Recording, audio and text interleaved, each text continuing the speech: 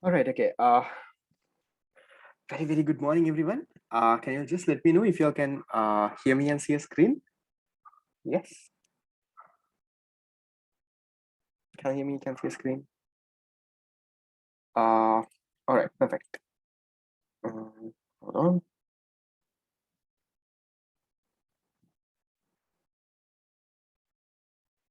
Yeah. Okay. So we'll wait for a. Okay. Now I'm not going to wait for a few minutes. Okay. So today we'll start off from where we stopped last class, right? In the previous session, I think we stopped from the 2014 paper. Okay. So from then we'll go on starting off with 2015. The plan today is to go a bit more faster and to finish off entire unit number 7, right? And I'm hoping that you all would have attempted the questions and you all would have gone through what we have kind of done before as well, right? Uh, we'll start off with this and kind of go on. Okay. And also, guys, one more small thing. I don't know who and who. There was a lot of calls and a lot of messages I've got regarding the fast track mock exam series starting on September. I have not responded to all of that, but in case that is one of you all or one of your friends, just let them know that the registrations will be opening up tomorrow, ideally. So starting from tomorrow, you all can pay and join. The first class will be on the 11th of September, the Saturday. So from the 11th of September, continuously for 8 weeks, there will be 8 mock exams, right? 2 classes a week, the normal things, right? So normal general things that people have asked me, classes are on Tuesday nights and Saturday nights, right? So Saturday night, 7 to 10 p.m., Tuesday night, 7 to 10 p.m. In addition to that, you will get a printed tute, right? A printed book kind of thing with your mock exam and your answers at the start of the month couriered. You don't have to pay anything additional. It's covered in your fee. Your monthly fee is a 3,000 a month. You will get all the recordings as well of all the classes. So even if you missed it due to any reason, you can watch it any amount of times until A level, right? So until you finish your second paper of your A level, right? This year, you can watch it any amount of times and you can kind of sort that out. So those are the basic information. When I open registrations tomorrow, I'll let you all know. So if any of you all are interested, you all can join. Okay. Right. We'll start off with 2015. Question number 6, right? So in money and banking, now most of this we could have we already would have discussed a bit here and there. So we'll go a bit more faster, right? And we'll finish things off. Okay, first of all, we start off with defining money and how has money removed the defects of barter system. Okay, just want to see, did I talk about a story on money and specialization, how money facilitated specialization and division of labor? Yes. Was there a previous question or is that question to come? Anyone? Did I speak of a question like that? How did money facilitate uh, specialization and division of labor? No? Yes? Did I? Did speak? Did not speak? I don't remember the previous questions though. Right? Focused on my exam. Okay, so in very simple terms, right? We did, right? Some are saying yes, some are saying no. I'm wondering why. Okay. Okay, you start off with defining money. Okay, so what can you say? How can you define your money? This is your normal what answer that you can put in, right? You can say, money acts, you can say money is a commodity that acts as a medium of exchange, which you can use to, purchase goods or services, and that whatever definition that you have studied under whatever tube that is there, you put in a definition there, right? And then how has money removed the defects of barter system? In very simple terms, guys, you need to first talk about the defects in barter system, right? So you say in the barter system you had certain problems, right? Problems like what? So I'll just okay. So first you define money. I'm not going to give you definitions. Okay, you define money according to whatever that note you have studied, and then you can talk about the defects, right? The defects in the barter system. Put in a few defects, right? So in your okay, define money, defects of barter system, right? You can put in things like what? You can put in things like, the absence of double coincidence of bonds or the need for double coincidence of bonds. Absence of double coincidence of bonds. Then you can, in addition to that, guys, you can add storage issues, transportation, right? You can add all of that, right? So I'm not going to teach you barter system here. Okay, so you can add in all the different things that barter system had, the issues that was there with barter system, and then you can say, right, because of money that these were what these issues were solved. How was it solved? Now, first of all, when there is money, right, you did not need to have double coincidence of bonds, right? You all know what double coincidence of bonds is, a very basic area. That is, now let's say you and me, we need to exchange something, right? That means both of us need to have the same thing, but each other want, right? It needs to match, that kind of thing. Now, for example, I should be able to give classes. You should be able to, let's say, give me, I don't know, let's say I want uh, some vegetables, right? So you need to want classes, I need to want vegetables, right? And only then we can kind of exchange. So both of our wants should match, and we should also have that good kind of, right? So that is needed. Then there are storage problems, transportation problems, divisibility problems, right? There are so many different problems in barter system. So in very simple terms, you say, okay, because of money that came into play, right? The first thing is that there was no need for the double coincidence of bonds. So if anyone has any excess of anything, he can simply sell it off in the market. He can get the money, right? And then with that money, he can go and purchase whatever he wants. He doesn't have to waste time, looking for someone who needs the exact same good and doing all of that. And then again, you can say money acts as a store of value, right? In the barter system, even though the goods, you can't be storing the goods and keeping for a long time. That was a storage problem, right? It might start getting, I don't know, if it was something to food, with food or something, maybe it starts getting rotten. But money does not have that problem, right? Money can be stored, act as a store of wealth. And then you can talk about the divisibility problem. You can say, with money, even the smallest amount or even any amount could be paid, right? Because if you look at money, you have all denominations, right? From 1 rupee, 2 rupees, 5 rupees, 10 rupees, 20, 100, right? You have everything. So even any amount that you want to pay, you can pay off with money, right? So things like that you can give in. And I think should be a okay answer, right? A very basic one though. Okay. Remember, guys, always remember, right? Your question number 6, the first few questions, maybe question number 1, 2, and 3 are actually very easy questions, right? It gets a little hard maybe in the last two parts sometimes. Sometimes those last two parts are also not hard. So don't completely leave the question in case you are, you're not expert in unit number 7. If you do all the past papers and come, trust me, the first 3 to 4 parts are definitely doable, right? It's definitely easy. So first 3 to 4 parts is around 12 to 16 marks. Okay. Right. That's part 1. Part 2. Explain why credit cards are not money. Okay. So why credit cards are not money? I think this area we looked into. Yes. Did we touch on a question last class? Yeah. Okay. So can someone give me the year? I'm not going to re-explain things, guys. Which one? 2011. Okay. So in the 2011 A-level paper, right? Can someone give me a question number also? You can write the same thing. Question number 6, part 2. Okay. So why credit cards are not money? You can refer to that explanation. If you all have missed it, it should be in the previous class as well. Right? Okay. That is that.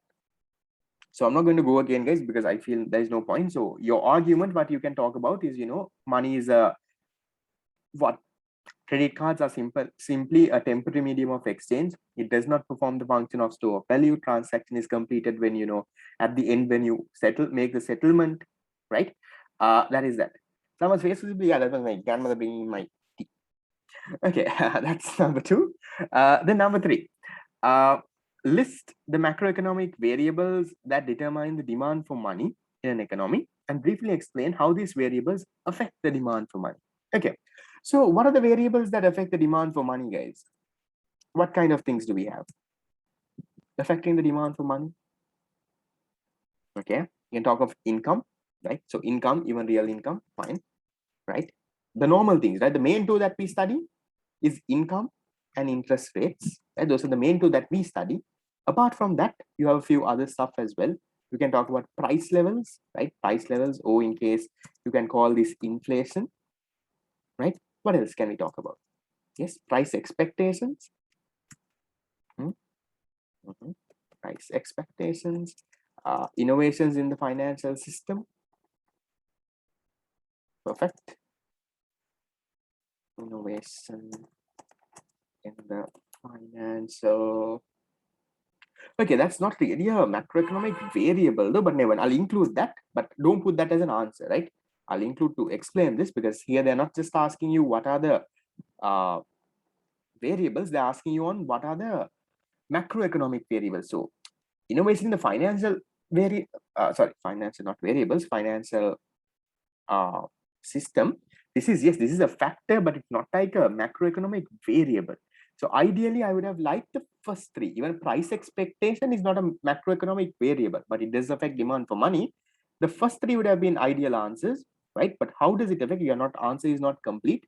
You need to write how does it affect, right? So I'm sure income and stuff, you all know how it affects, right?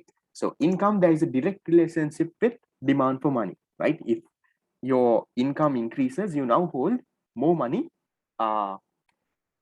than your income is. So direct relationship, you can talk about, transaction motive and transaction and precautionary motive. I'm hoping you all know the motives. Okay. So you can say that there's a direct relationship. If the amount of income increases, we will be holding more money under the transaction and precautionary motives.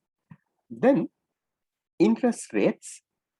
Yeah, guys, the first three should be more than enough, right? I don't want you all to add the others. Okay.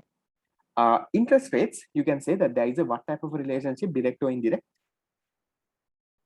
Interest rates, there is a indirect relationship, right? So what happens when interest rates increases, your demand for money falls. Okay, did I explain that whole story of price of bonds and all of that?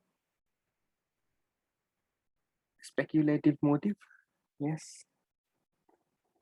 Or was it some other class? I don't remember.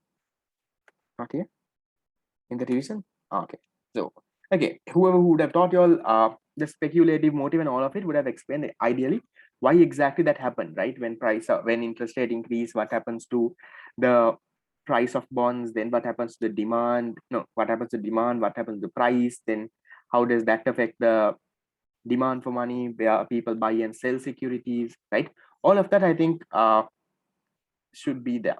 Okay, and then price levels and inflation. What kind of relationship does this have?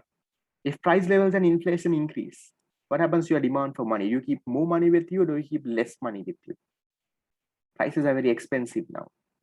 It has a direct relationship, guys, or a positive relationship, right? So usually, if prices are increasing now, for example, let's say, okay, let's say I was charging, let's say, a class fees of 3,000, and now I say, class fees is 10,000 a month. So what do your parents have to do now? They have to keep more money with them, right? To pay off the class fees, they keep more money with them. So in general context, if the price levels are increasing, what happens? The amount of money that people keep with them also increases, because now they need to spend more. Okay, so there's a direct relationship there. So ideally, those three would be enough, guys. Please don't write point form. Please explain, right, your answer. Okay, talk about those. You can explain.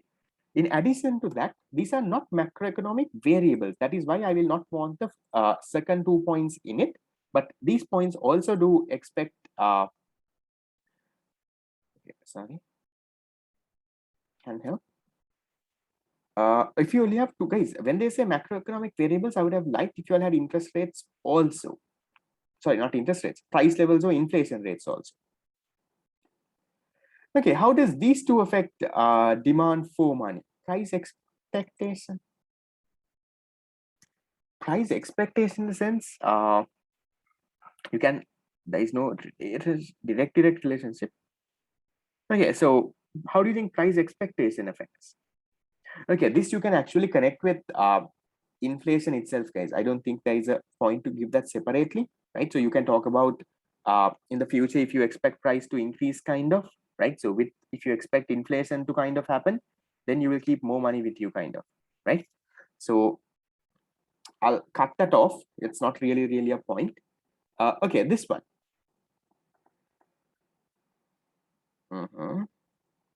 Value of money goes down, demand goes up though, if the value of money goes down.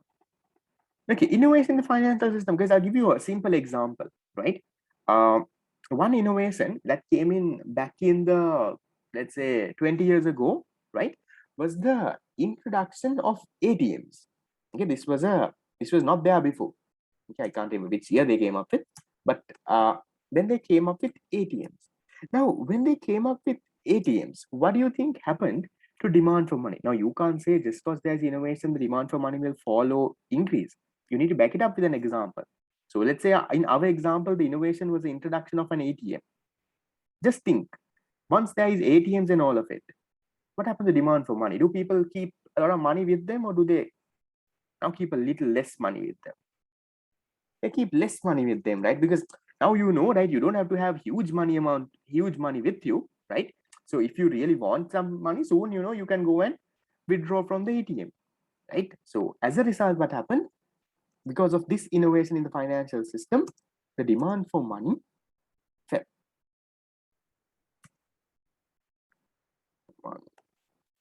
Uh,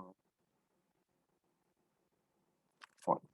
The future price of bonds are expected to increase. We hold less. Speculative demand increase. Future price of bond is increase when we buy now. Okay, that's correct. I don't know where the point came from, but yeah. Okay, so that kind of thing, guys, you all can put in for this, but mainly I would want you all to explain the first three, right? Income, interest rate. Yes, income and interest rate, I'm hoping that you all definitely know how to explain. On price levels, what you all can see, you know, you can say price levels or inflation, right? When price levels and inflation start to increase, people need to demand for more money because their expenditure starts to increase, right? So you can even put in an example. Don't put in my class fees example, but you can put in some example that you want to, right? And kind of explain that story. Okay, right. That is the third one. Okay, so then the fourth one. How would you distinguish between demand pull inflation and cost push inflation? Did I explain that in any question before? Demand pull and cost push? No. Okay, so what is demand pull inflation, and then what is cost push inflation? Okay, again, very simple concept, right? Nothing that hard, nothing that hard. So demand pull inflation argues, right? Their argument is that when the aggregate demand starts to increase, while the aggregate supply is constant, that price levels in the country will start to increase, right? So these people's argument is, guys, why does aggregate demand increase? Right? So their argument, if you are to put it in a diagram, right, their argument is they're saying the aggregate, this is aggregate demand, this is aggregate. So I'll put it like that if you want. Okay. So why does this happen?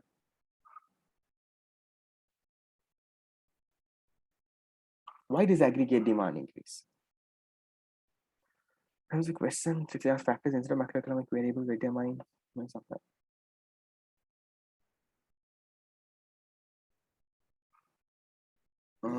If they ask reasons for this, yes, you can talk about transactionary, precautionary, and yeah.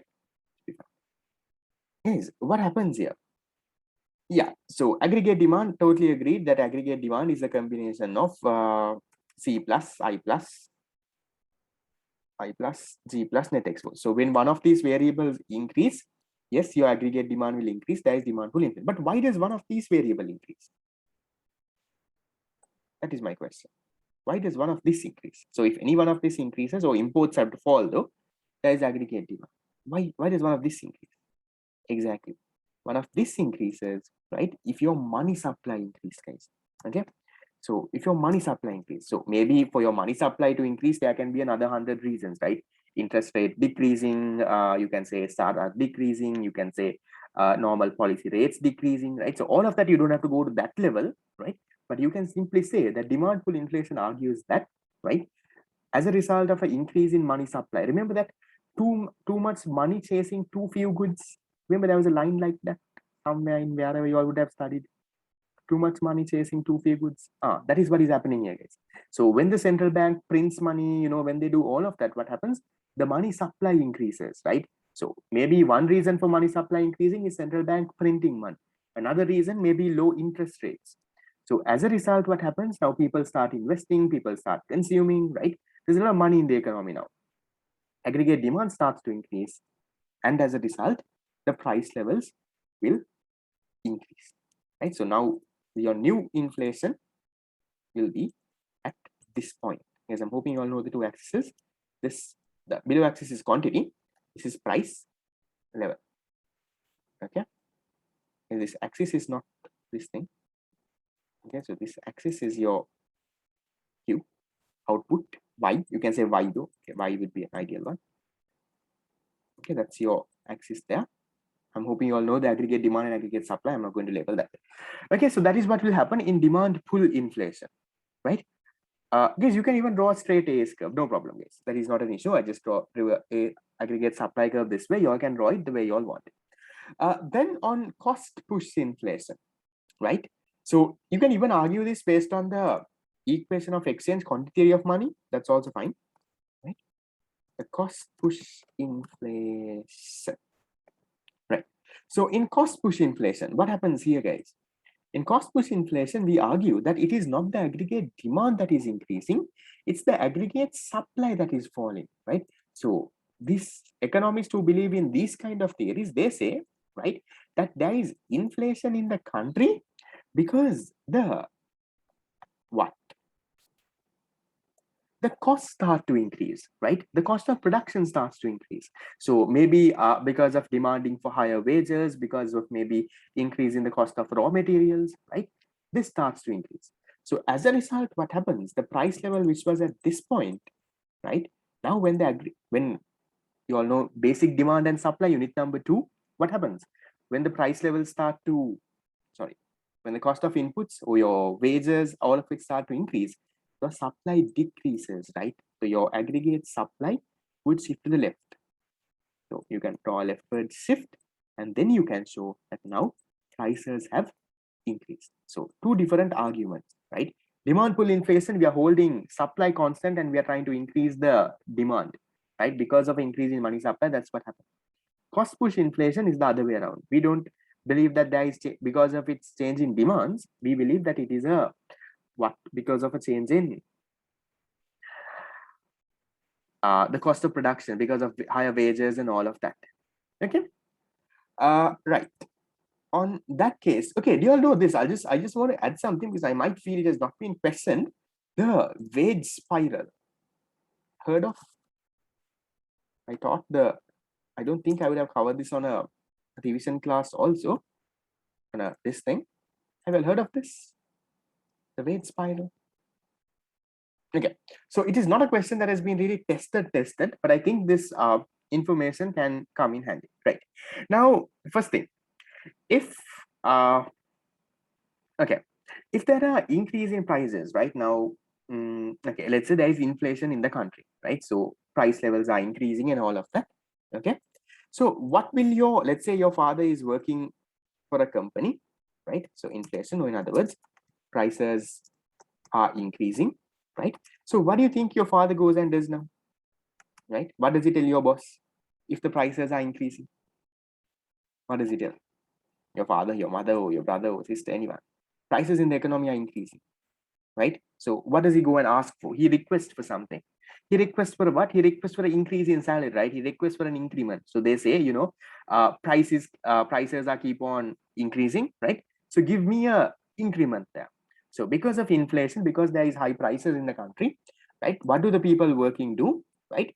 They demand for a increase, right? Please increase my salary, right? So demand for an increase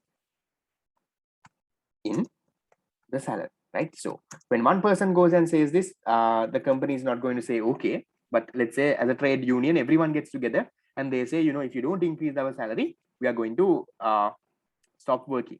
So company has no thing. What does the company do? The company also goes and at the end increases their salary, right? So here, okay. So what happens?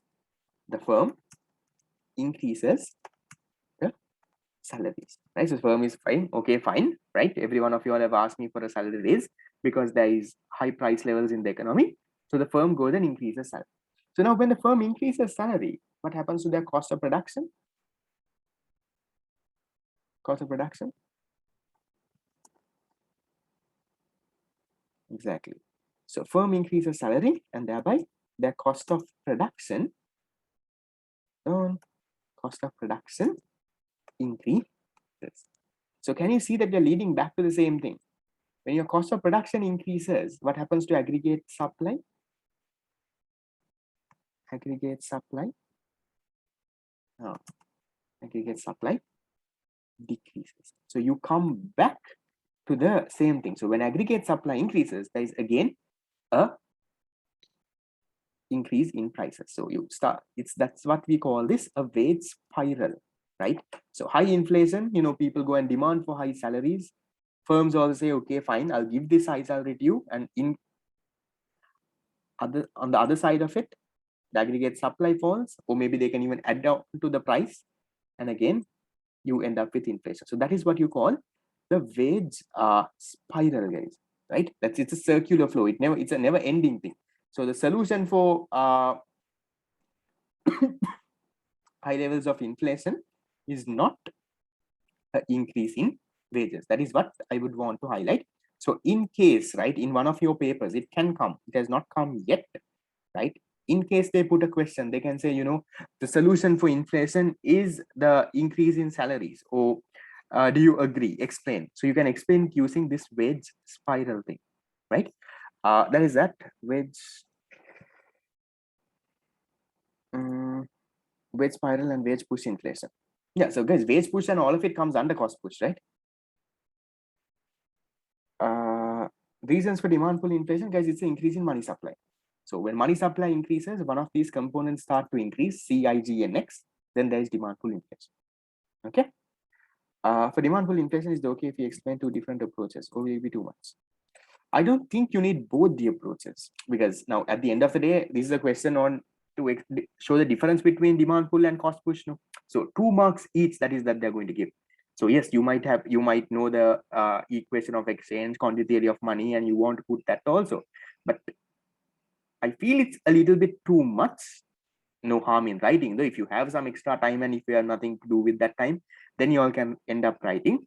But if you're not, then this is fine. So again, my personal recommendation on the A-level paper also, right? Try to finish off an essay question in 30 minutes, right?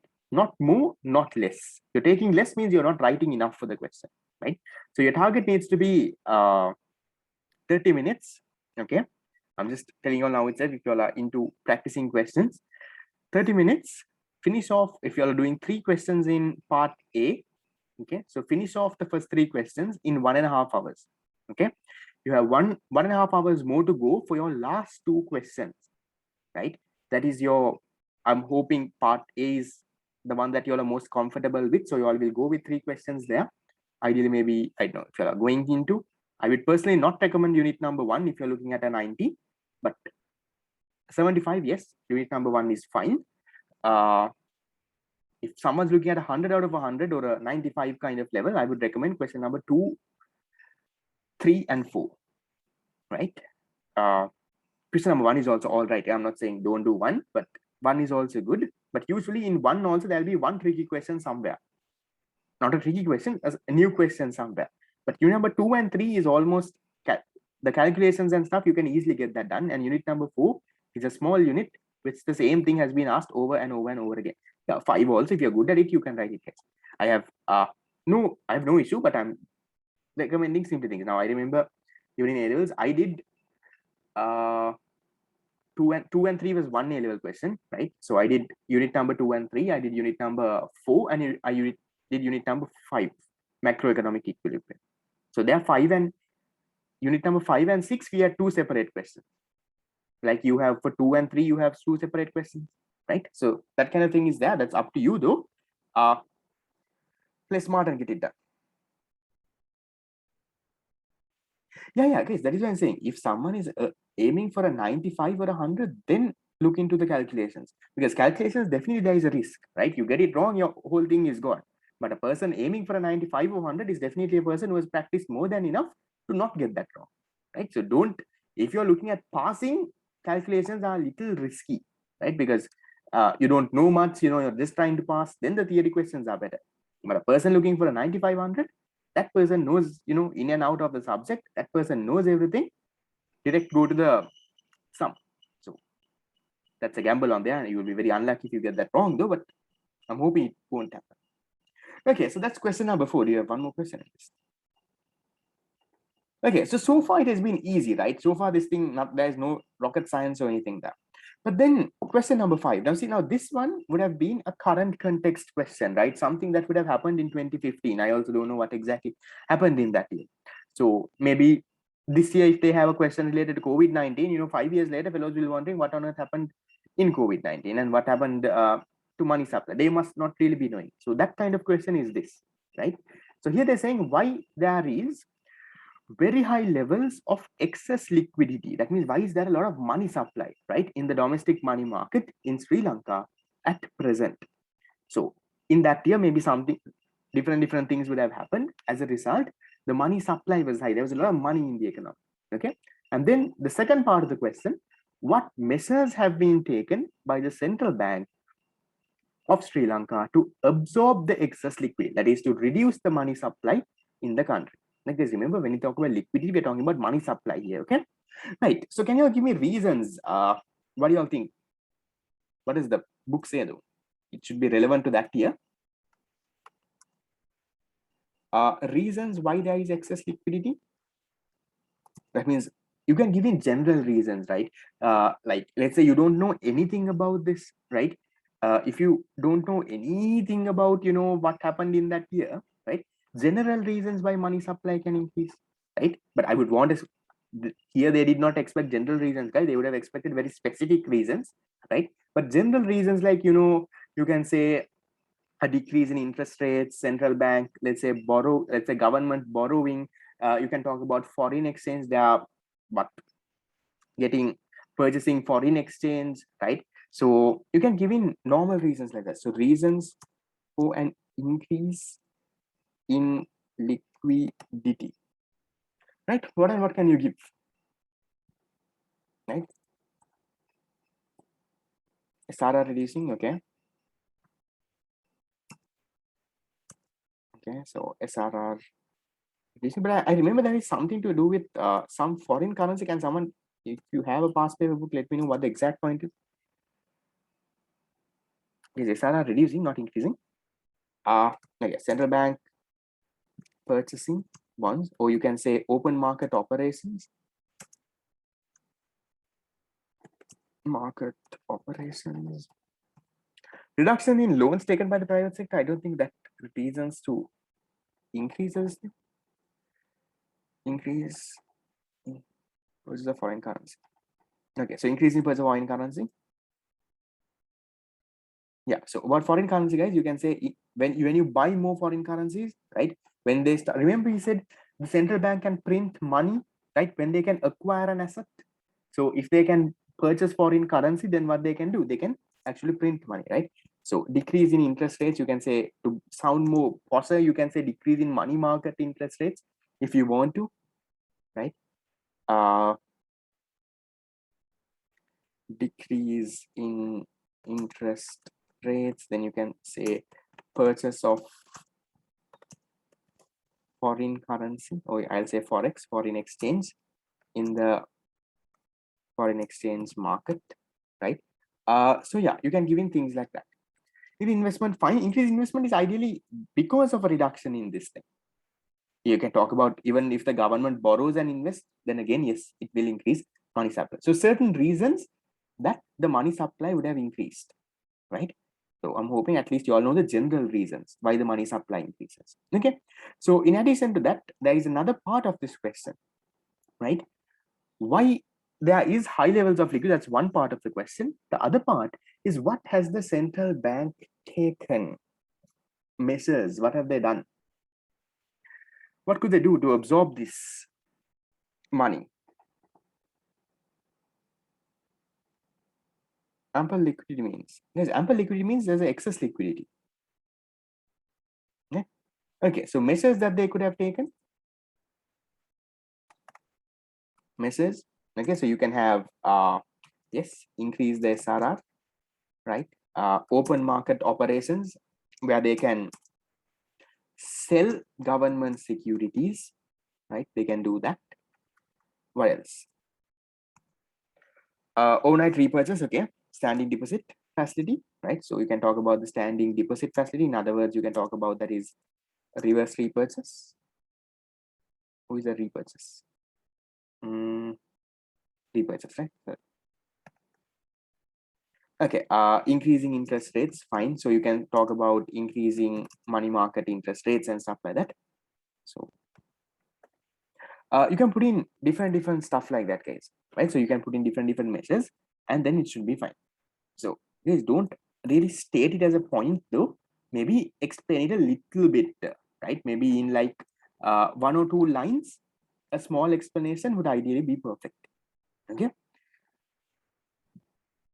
Interest rate and investment, guys. The relationship between interest rate and investment is that if interest rate falls, right, investments will increase because it's cheaper to borrow, no? Right? So if you look at firms, rather than borrowing at 10% interest rate, now if the interest rate is around 5%, they would like to borrow it, right? So they would borrow it at 5%, and what they do is they invest. They start up factories, they buy machines, right? So as a result, a fall in interest rate will increase investment. It will increase consumption also.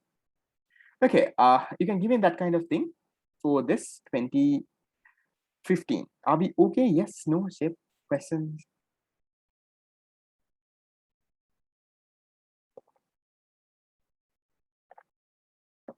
Anyone? You fine? Okay, so we'll move on to 2016. Distinguish means you should write in a paragraph format. Yes, distinguish is a paragraph format. You will never get a differentiate question. Differentiate, you can draw a table and show the difference, but at A levels, I have never seen a differentiate question in the recent years. It will always be distinguished. For God's sake, don't draw a table, right? I think I would have highlighted that 100 times. Okay, then we go into 2016. Okay, this one. The difference between the quantity theory of money and the equation of exchange. Did I highlight on this on a MCQ or did I tell that there is something that is, I'll come back later. I remember I said one of the two. Difference between quantity theory. This is the 2016 paper, if anyone is wondering. Explained? Taught, yes. Did I show you that these people use the quantity theory of money and, sorry, they use the equation of exchange. They keep the things constant. Yeah. Okay. So can someone give me a question number so that anyone who missed it can go and refer to that one? Anyone who can't remember? Where did I explain that story? I said MV equals PT, that is the equation of exchange. Then they use this equation of exchange. They hold velocity and the amount of transactions constant. Then we end up with this one. 2013. Okay, 2013, which question? 6 part 5. Okay, so I'm hoping I gave in that exact explanation. So you all can go in. I'm not going to talk about that again. Okay, part number 2. What are the advantages of the National Consumer Price Index over the Colombo Consumer Price Index as a measure of cost of living in Sri Lanka? So what kind of advantages can we give of the NCPI over the CCPI? Few things, guys. The advantages can come from the features itself. Compare the features and see what kind of things you all have. You know, giving a few. What kind of things? Okay, so you can say expanded geographical coverage. Exactly, covers all the areas. Okay, that's definitely one point, right? I'll just copy and paste answers here. Lazy type. Okay, so this is one point. Expanded geographical coverage. What else can you give it? The base, I think right now both the base periods are the same though. Both the base periods are 2012, 2013. So I don't see that as a big point. Yes, okay, a broader representation. It represents the entire country, right? So it has a, you can even talk about the basket of goods, right? larger consumption basket, exactly, right? Model representation, right?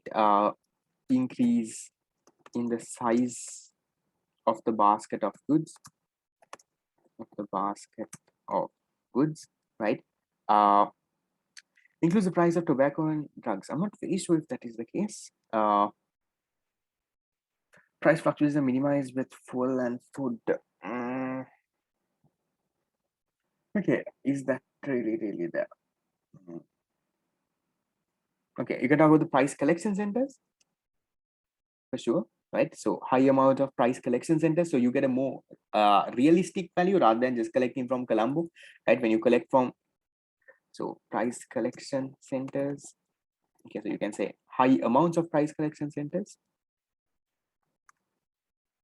Amounts of price collection centers. Currency depreciation, I don't see that as a point. Full year coverage of consumption pattern. Okay, it covers the entire thing, right, of the entire country.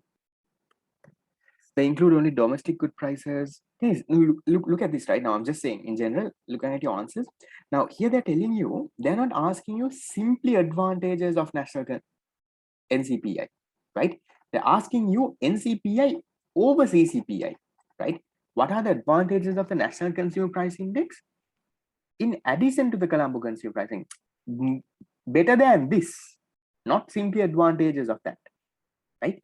So now, for example, let's say you take two of the best teachers, right? Two best teachers who teach econ, right? So if they ask you why is this teacher better than the other teacher, you can't say this teacher teaches good because both the teachers are teaching good, right? So you need to say, okay, this teacher does something else. He does something other than what this person does. So that kind of points is what you need to put out, right? So look into that. Okay, increased number of so broader representation, you can say number of items and the basket of goods is connected there, right? So you can give in points like that. Yes, and also when they say what, right, you don't have to write paragraphs and paragraphs, right? So 1 or 2 lines, make sure there is 4 points, right? 4 points, 1 point is like 1 or 2 lines maximum, right? So more than enough. Don't go and write pages and pages about National Consumer Price Index, right? Not needed. Okay, that is that. Then, okay, question number 3. Why do people hold money and what are the effects of this? What are the effects of the level of income on the amount of money people hold? Okay, why do people hold money? Because they're asking you for the 3 motives here, right? So, did I explain the 3 motives in some question before? Transactionally, I'm hoping that's fine, guys. I'm not going to go into basics, right? So, transaction. Okay, so hold on, spelling that on.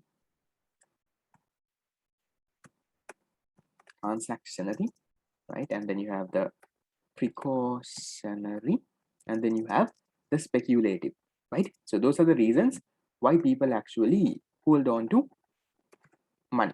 So that is that. Okay, so speculative. And then what do you have to do? And then they ask, what are the effects? What effects does the level of income have on the amount of money people hold? So if your income increases, right, there is what type of relationship? There is a direct relationship, right? So you need to talk about that. If income starts to increase, the amount of money that people will start to hold increases under the transaction and the precautionary motive. So similarly, if the money starts to fall, then if the income starts to fall, the demand for money will also start to kind of fall. A brief explanation of speculative motive, because I think I explained it in very, very detail, but in very simple terms, right? Speculative motive is the money that people keep for to make future benefits, right? To, let's say, to invest and kind of make benefits out of that money. So there is a negative relationship between interest rates and money demand for money under the speculative motive. Why does that happen? And all of it was discussed previously. Okay, that is that. Summarize the first question, guys. First question, I think again I discussed the entire question, right? So quantity theory of money is saying MV equals PT, right? Sorry, equation of exchange is saying MV equals PT. Quantity theory of money is using the equation of exchange and they are making a few additional assumptions saying velocity and the amount of transactions are constant. And then they are saying there's a direct relationship between money supply and velocity of circulation. That is what the quantity theory of money says. Maybe check a previous class note that you would have written down. Okay. I mean, increase in income or decrease. Oh, yeah, if you can say vice versa, also no problem, guys. If you say there's a direct relationship, and then if you can say vice versa, that if income increases, the demand for money in the precautionary and transaction motive increases, and vice versa, that's fine. As long as this first part is there, direct relationship. Okay. Again, 3 very easy questions, right? Guys, any questions y'all missed? I'll come back. Okay, that's question number 3. Yeah. Then question number 4. Okay. An easy question. I think a question that we would have done a little before as well. Okay. Assume for a hypothetical economy, money supply is 3,600. Total bank deposits are 3,200. SRR is 10%. And banks do not hold excess reserves. I think we did one of a very similar question before. I remember we calculated money multiplier. Can't remember which year. Remember? No? Can't remember. How do you remember, no, when you have so many things ongoing in life? 2011. Okay, at least someone remembers. Okay, so here, okay, first thing, when they tell you money supply, what is this? M1, M2, M2B, M4 money supply? What money supply is that, unless specifically stated? 2013 also. Okay, nice. Okay, so it's M1, right? Unless they say it's M2 or M2B, it's simply narrow money supply, M1, right? So what does M1 consist? Currency held by public and demand deposit. That first thing needs to click you. If that doesn't click you, you can't do the question. Okay. So they're saying money supply is 3,600, right? M1. Okay. Unless specifically stated it's M2 or M2B, if they just say money supply, assume it's M1. Okay. Currency held by public, we don't know, but demand deposits they have given us. They have said it's 3,200 in the question. So very simple stuff, right? Currency held by public is a 400. So how do you find the money multiplier? Okay, this is not the deposit multiplier. It's not 1 divided by SRR, right? So money multiplier, remember the equation, we did it in 2 questions before as well. It's simply your money supply divided by your high powered money. And I think I remember I gave in a very detailed explanation for one of the questions. I gave the components and everything, right? Okay, so how much is money supply in our example? Yes, I'm going to go fast, right? I'm not going to show you every steps here, right? Because we did the same exact question sometime previously. Money supply is 3,600. And then high powered money. Yes, high powered money is a combination of currency held by public, commercial bank deposits in central bank, currency held by commercial banks. All of that is there. Remember I explained in the previous one. Okay, so definitely currency held by public 400 is there in this. And then the other hint that they give you is using the SRR, right? So you know the value of money in the SRR is what the commercial banks deposit in the central bank. So how much have they deposited in the central bank? 3,200 is deposits, right? 10% of that is SRR. So how much of that? How much is your SRR? How much have they deposited? 320, right? So that becomes a part of this. So that is your money supply divided by high powered money. Can someone give me an answer? His explanation for this is we went through in very detail in the previous 2 questions, right? That is why I went a bit faster. Answer 5 times. Okay, so money multiplier is equal to 5 times. Done. Okay, now this, remember, is always a hint for your next question. So part B, what should the central bank do to decrease money supply by 100 million in this economy? So they want to decrease money supply by 100 million. What should they do?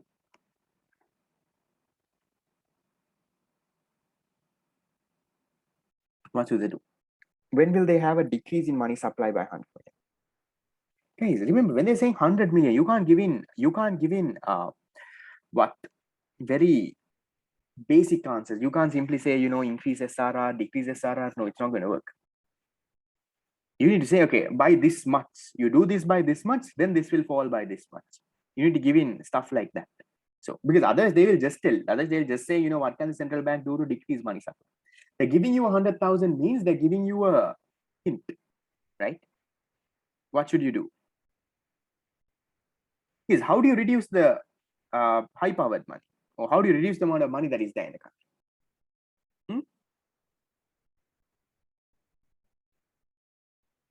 What can they do?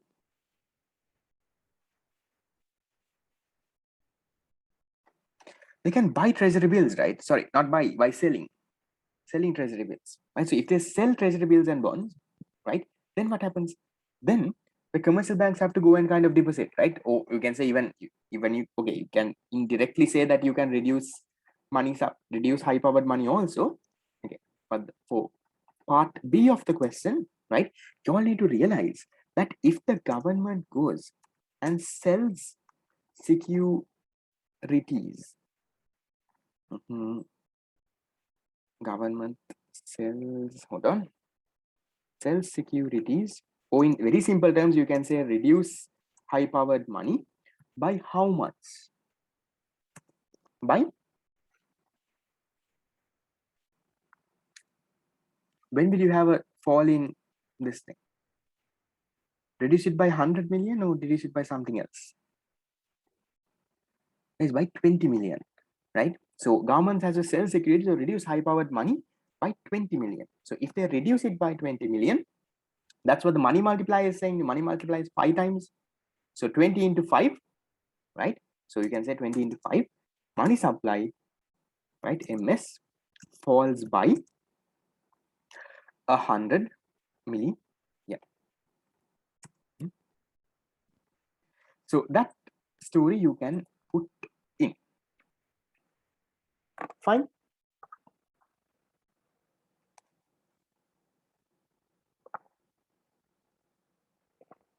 Remember, guys, always that A part there is a hint for your B part.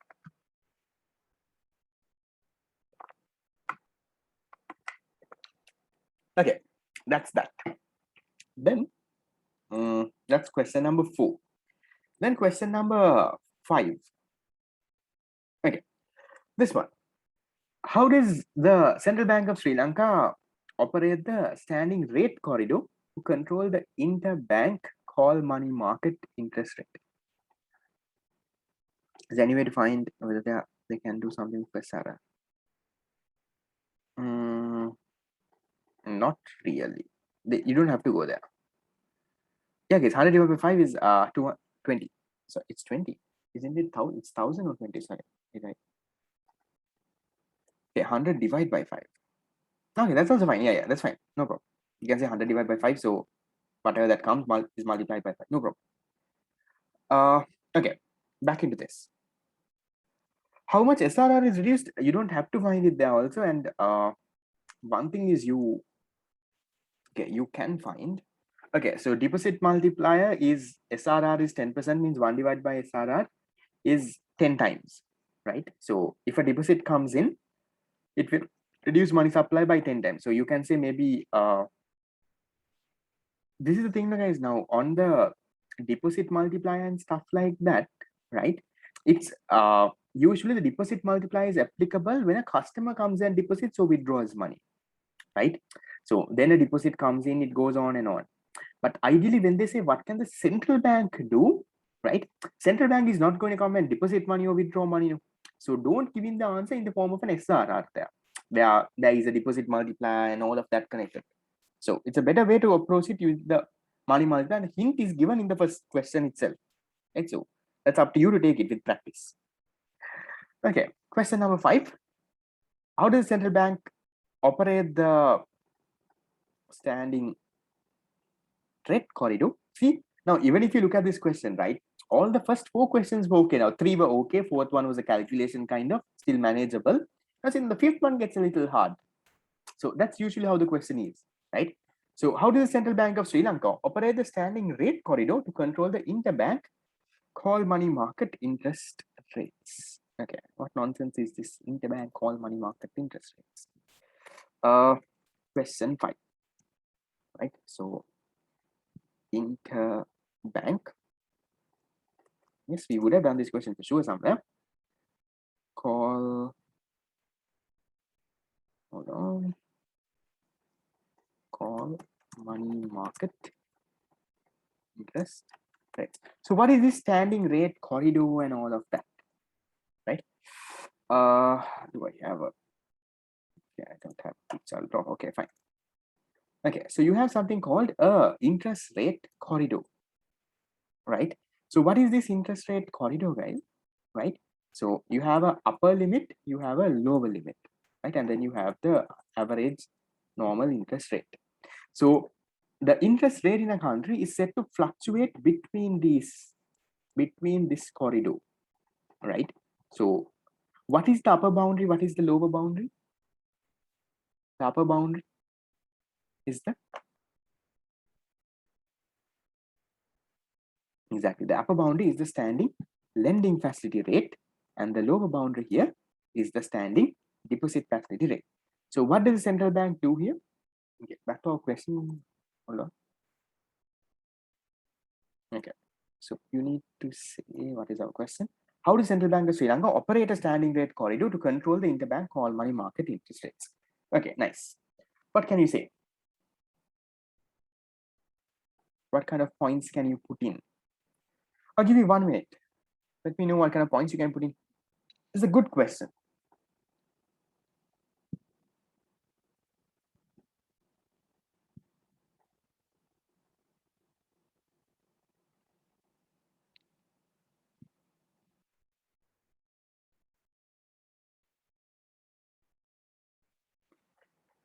What can you put in? What kind of points can you put into this?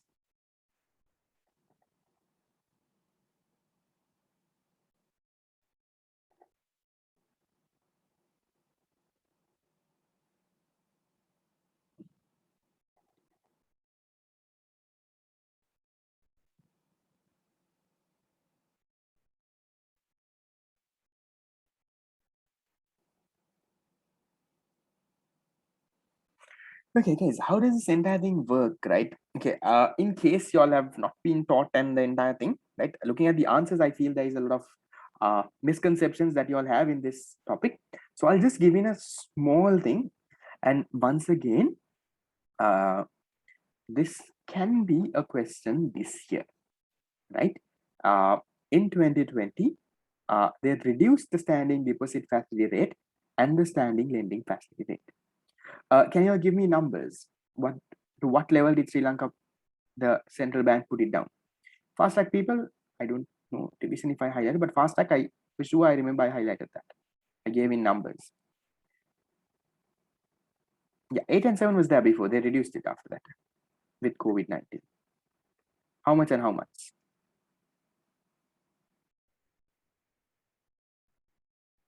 Okay, you giving 100 answers is confusing me also. Okay, shall we check with this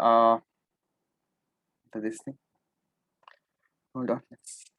You don't know anything, you Google it.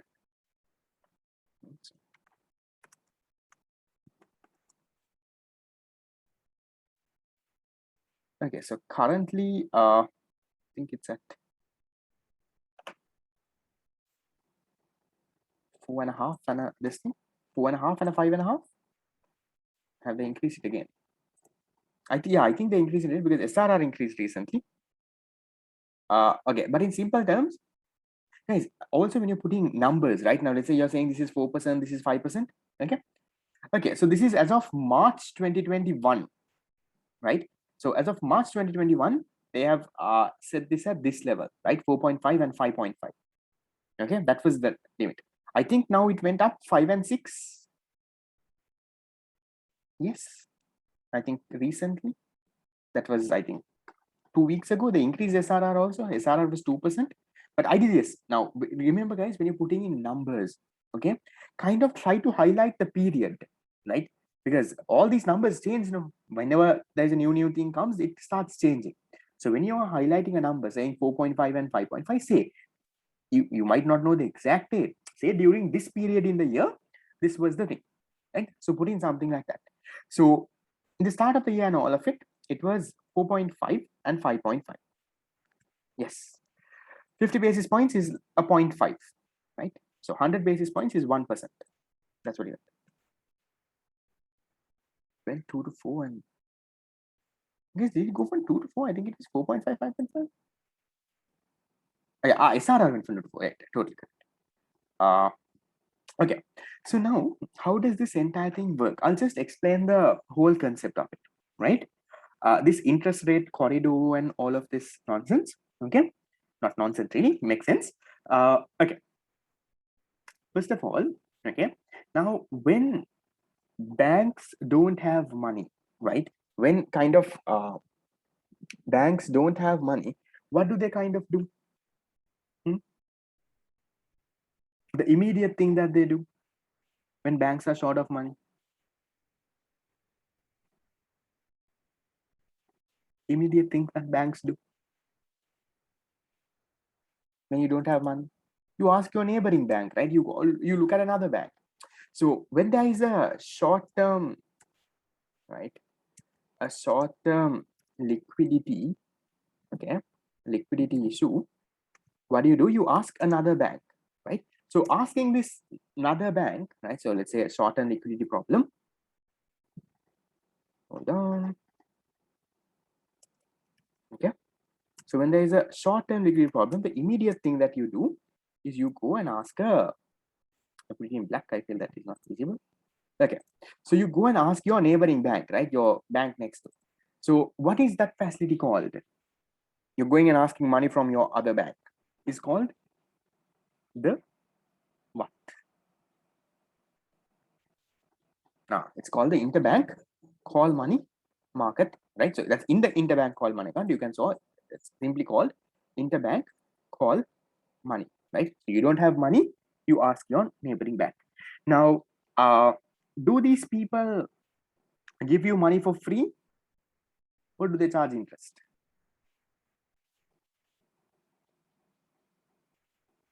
Exactly, they charge interest, right? They don't give it for free. So this interbank call money market has an interbank call money rate involved, right? So the central bank believes, now this is the first primary thing, right? So what the central bank is trying to do here is, in this standing deposit and standing lending facility rates, they're trying to keep this interbank call money market rate, which is a money market interest rate, within these limits, right? Within this limit. Okay, so that is what they try to do. Why are they trying to do that? Why are they trying to keep this interbank call money market rate within that limit? Because if they can keep this limit, right? So they believe if they can keep so CBSL, you can say believes, because this is the best one, right? So this is the first thing that people go into. So the central bank believes if you can keep your interest rates, if you can keep your interbank call money market interest rates within this range, right? That the so okay, let me type the entire thing now. Hold on, give me a second. Okay, central bank believes if they could, right, keep the interbank call money market interest rates within that range, we'll say, okay, within, I'll say a range. This board becomes very annoying at times. Okay, within a range, they could thereby control the money market, right? Money market interest rates. So what ideally happens here is, guys, in order to control the money market interest rates means short-term interest rates, right? To control the short-term interest rates, what they do is they first try to control this interbank call money market interest rate. So how do they control this interbank call money market rate? They use the standing deposit facility and the standing lending facility. So using the standing deposit and standing lending facility, right, is the standing deposit facility and the standing deposit facility rate are two different things, right? Now, standing deposit facility is where if commercial banks have excess money, they can put it in the central bank. Standing deposit facility rate means the interest rate that the central bank will pay because these people come and put in their money. So don't confuse the facility and the rate for that facility. It's like savings deposits and savings deposit rate. two different things, not the same. Savings deposits is the normal deposit that you can go and put in money. Saving deposit rate is the interest rate that you get in return. So in order to control this interbank call money market only, it's okay. So this interbank call money rate, right, will fluctuate within these two rates, right? So within what rates, right? Between the standing deposit facility rate and the standing lending facility rate. Deposit lending, standing lending facility rate. Okay. Now what do you do? Okay. Now let's say, right? Let's say that interest rates are increasing. Okay. Listen carefully. Now this is why it's important. Interest rates are increasing. Let's say the interbank call money market interest rates are now hitting the upper boundary here, right? It's hitting around 5.5, but they don't want it to go more than 5.5 because that's a corridor. Corridor means it needs to stay within that corridor. It can't go higher, it can't go lower. So in this case, can you tell me why does interest rate increase when there is high amounts of money supply or low amounts of money supply? So interest rate, okay, the first situation I'm going to explain is the interest rate increasing, right? What happens? Right, so first one is where the interest rate is increasing, right? So interest rate is increasing, or we'll say what, reaching the upper corridor. Why? Reason? Guys, the reason is because there is less money, right? Money supply is less, right? So reason, a shortage of liquidity. Rather than saying money supply is less, you can say there is a shortage of liquidity. So in this case, in other words, that means money supply is less. Okay, I'll write that also is low. So in this case, what is the solution? What does the central bank do in order to bring this back? Now they don't want it to go to more than 5.5. What do they do to bring it back? There's not much money into this thing. What do the banks do? What does the central bank do? This is a short-term measures, right? Yes, to increase money supply, what do they do? Don't go into purchase securities and all of it.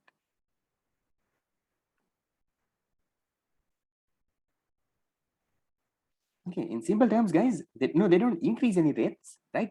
No, they don't print money, right?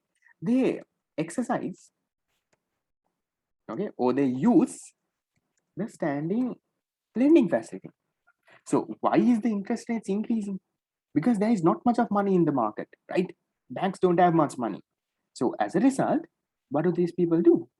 They now exercise the standing lending facility. They use the standing lending facility, right? So the central banks now start to give money to this thing, right? So they give money. So as a result, money supply would then increase and it would start heading down. Now look at the second side of it, right? Okay, this board gets stuck like 100 times in the middle, or I don't. Okay. The second part of it, let's say the interest rates are going to go hit this rock bottom now, right? It's trying to go hit rock bottom. What do they do now? So here what is happening? When the interest rate is decreasing, now it's opposite of this, right? So here, right, or reaching the lower boundary, right, or the lower corridor. So in this case, right, reason why is the interest rates falling? Because there is excess liquidity, or money supply is high, right? So excess liquidity. So in order, again, when I say excess liquidity, I'm talking about short term, right? So shortage of liquidity, there's a short-term shortage. Now, when there are long-term ones only, you go and put open market operations and do all of that. That is when there is a persistent shortage, right? For a long term. But if there are short-term shortages, right, then you use the standing deposit and standing lending. That is what earlier was called repo and reverse repo. Okay. So if there was excess liquidity, that is money supply being high, what do these people do? Hold on. Money supply is high. So in this case, right, now the central bank requests the people to come and deposit in our bank, right? So the solution that the central bank puts in is just short-term things, okay? Don't confuse with open market operations. So they exercise, right, or they get right? People to come and deposit. People in the sense commercial banks, right? To deposit. They exercise a standing deposit facility rate. So that is how, they try to keep these interest rates within this corridor. What interest rate? The interbank call money market rate. Now, how do they keep the interbank call money market rate within this corridor? By doing these things, right? So if it is going up, they do this. If it is going down, they do this. So by keeping the interbank call money market interest rate within this range, what are they expecting? They're expecting the other money market interest rates also to be kind of at a low and stable level, right? So that is their objective, and that's how they use this and all of that. So that kind of explanation, I think, would have been a good one. So how did the central bank operate the standing rate corridor to control the interbank call money market interest rates?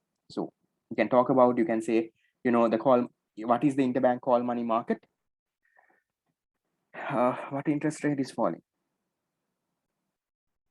This is the interbank call money market interest rate. This interest rate is this is the interbank call money market interest rate. Right? So when this is trying to go up, they do this. When they try to go down, they do this. So that kind of thing, I think, should be okay. I'm guessing that you all would have studied this previously also, and it was just a kind of a recap. Shape, yes.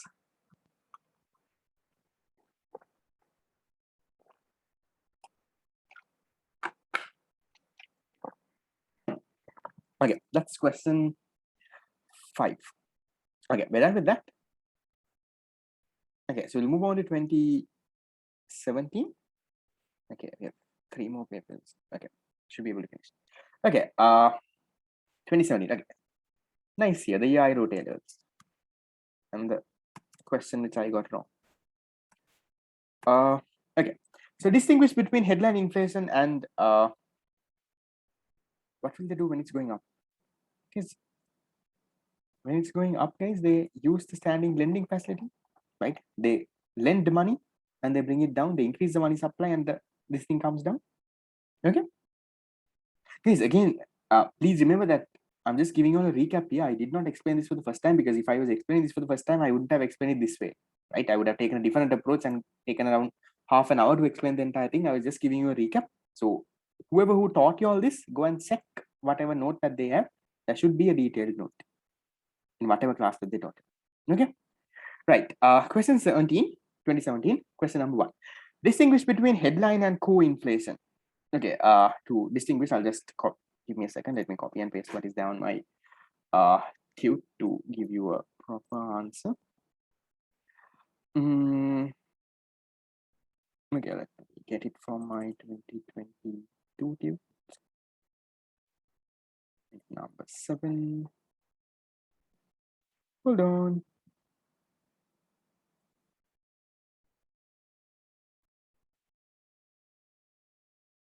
Headline. Okay.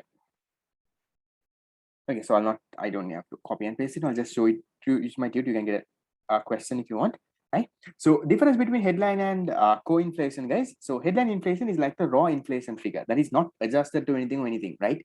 So headline inflation is where you calculate now. Remember, you have a basket of goods to calculate inflation, right? So in headline inflation, in the basket of goods, all the goods are there, right? Goods that the prices are changing every day, right? Every prices are there. So then that is headline inflation, right? The raw inflation figure reported through the consumer price index, maybe Colombo consumer, national consumer, anything. But what is core inflation? Oh, why do you have something called core inflation? Again, a very, very simple concept, right? Core inflation is there because inside headline inflation, there are short-term fluctuations also, right? So at certain periods, certain goods go up. Now, for example, food, things like petrol, diesel, right? It might go up. Next month, it comes down.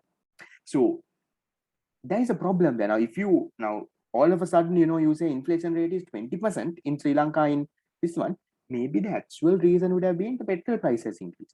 Other things have been stable. But if you make your policy decision based on that, inflation rate is 20%, let's try to do something, your policy decision gets wrong, right? So in order to see, right, the non-reversible inflation, that is the inflation caused by the actual other goods, right, not these things that are always fluctuating, you calculate something called core inflation, right? So in core inflation, what you ideally do is you calculate inflation same way, but from the basket of goods you have, you remove, right? You remove the goods that are always volatile, that the prices are always keeping on changing. You remove those, right? So you do not include those from the food and the energy sector, because those prices now always going up. Now vegetables, I don't know, your meat and whatever things, price going up, coming down, going up, coming down. So those things, if you put and if you calculate inflation, you get a kind of, like a raw figure. That is what headline inflation is. When you remove these, right, the other prices are stable, no? So through core inflation, you get the non-reversible inflation figure. So why are they removing these? Because these are volatile. So I'm hoping it's a basic thing you all would have studied, right? Headline and core. So that kind of thing you can put in for the first part. Right, that's the first part. Okay, sixth part is done. Headline and core. Simply for 2 marks, talk about what is headline. For 2 marks, talk about what is core. Then coming into the next part, identify the components of aggregate demand with the help of a diagram. Explain how an increase in aggregate demand, aggregate spending in economy might result in inflation. Okay, first of all, components of aggregate demand. What components do we have? AD equals. Okay, so aggregate demand, the components are C plus I plus D plus the exports. Guys, in indirect terms, right, they're asking you to show how this is happening, right? To show, okay, aggregate, I have a components aggregate expenditure with the help of diagram. The increase in aggregate spending, right? How it might result in inflation. So ideally, what you can do is, right? So first you can say, the aggregate demand is equal to the aggregate. Yes, can you all check? Give me a look into the answer and let me know. Have they drawn the aggregate demand and aggregate supply curve, or have they shown using the Y equals E diagram? Someone? I'll explain it according to that. I'm hoping it's the aggregate demand and aggregate supply. Demand pull inflation diagram. Okay, right. Okay. So, okay, question number 2. So now it might confuse you, right? Here they're saying, aggregate expenditure. And then you might wonder, what is this the aggregate expenditure, the AE curve, right? Why are you going to put the other one here? So here's the hint here is to look at inflation. You need to realize that the aggregate expenditure and the aggregate demand, the components are the same here, right? So when aggregate demand increases, right? So what happens, guys? You can they're saying identify the components, guys. When you say components, simply don't write C, I, G, and X, right? Please write what is C. C is consumption. I is this. This is this, right? So then explain how an increase in aggregate spending would result in inflation. So when the aggregate demand starts to increase, you can say that there is demand pull inflation, right? Which we talked before. So when this starts to increase, aggregate demand shifts to the right. As a result, the price levels start to increase while the aggregate supply is constant. Aggregate supply is not changing. Aggregate demand is increasing. So as a result, there is inflation. So that story is what you will get. So 2 marks ideally for the components. For the 4 components, half a mark each they would give you most probably. And then 2 marks for explaining how an increase in the aggregate spending starts increasing this, right? So once the expenditure increases and the output is constant, that means supply is constant, the production is not increasing, but the demand is increasing, right? So as a result, prices start to increase. That story, if you can put in, should be more than enough. Okay. Right. Question number 3, the great creation question, the question that I always talk about, the one that I got wrong. Okay. The balance sheet for a commercial bank is given below. You have deposits 180. Now it's a question that I don't know that even when I teach, I'm very cautious now because I made a very careless mistake, and now I'm hoping that I don't make it when teaching to you all now. We'll see. Okay. I don't remember the answer also. Okay. Deposits is 180,000, reserves 100, treasury bonds 40, loans 40. Okay. This was the paper given. And they say if the SRR is 10%, what is the maximum amount of new loans that this bank could make? Okay, easy question. Part A was easy. Part B is what I messed up. Okay, maximum amount of new loans. Easy one. Maximum amount of new loans is what? It is your excess reserves, right? It's your excess reserves. So how much of excess reserves do you have, guys? Right? Your deposits are 180,000, right? So if SRR is 10%, hold on. Okay, so 180,000. If SRR is 10%, how much should you actually would have kept as required reserves? Only 18,000. So 18,000 should be your required reserves, but you have actual reserves of 100,000. So how much of excess do you have? Excess? How much of excess? Guys, maximum amount of new loans, guys. You don't have to add in and do all of that. How much? How much? Exactly, 82,000, right? So excess reserves is equal to your actual reserves, AR, minus your statutory reserve or required reserve, right? So how much do you have? 100 minus 80, right? 100,000 minus, sorry, 18,000. You end up with excess reserves of 82,000. So the maximum amount of new loans that this bank can give is 82,000. So here they're directly saying, right, maximum amount of new loans. So don't go and add the previous loans, not needed at all, right? So maximum amount of new loans is 82,000. That is the excess reserves that they have. That is that. Okay. So now if rupees 10 million of deposits are withdrawn, right, from this bank, what is the maximum of new loans that this bank could make in the future? This is where so what I did, right, I just explained the mistake I did. Okay, I'll give you some time. If you have not done the question, don't look at the answer, please, right? Take a minute, see if you can figure this out. Now a customer is coming and withdrawing 10 million. What is the maximum amount of new loans the bank could make?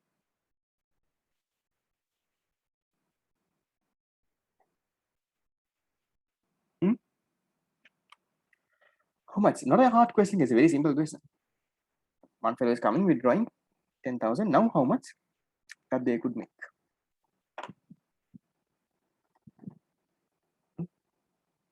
How much? I've got a few answers, others no. Okay, I have 72,000, I have 73,000. What's the correct one?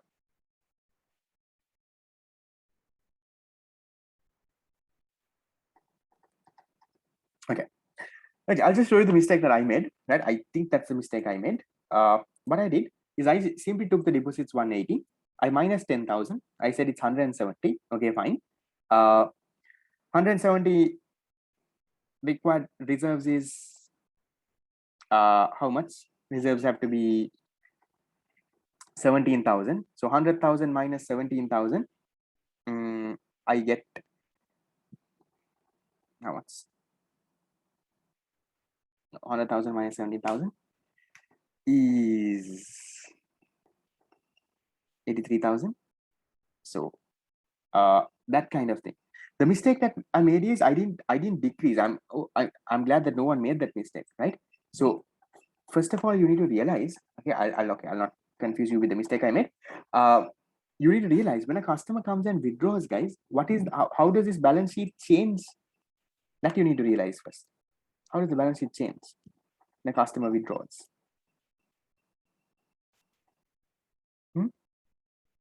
As a customer withdraws money,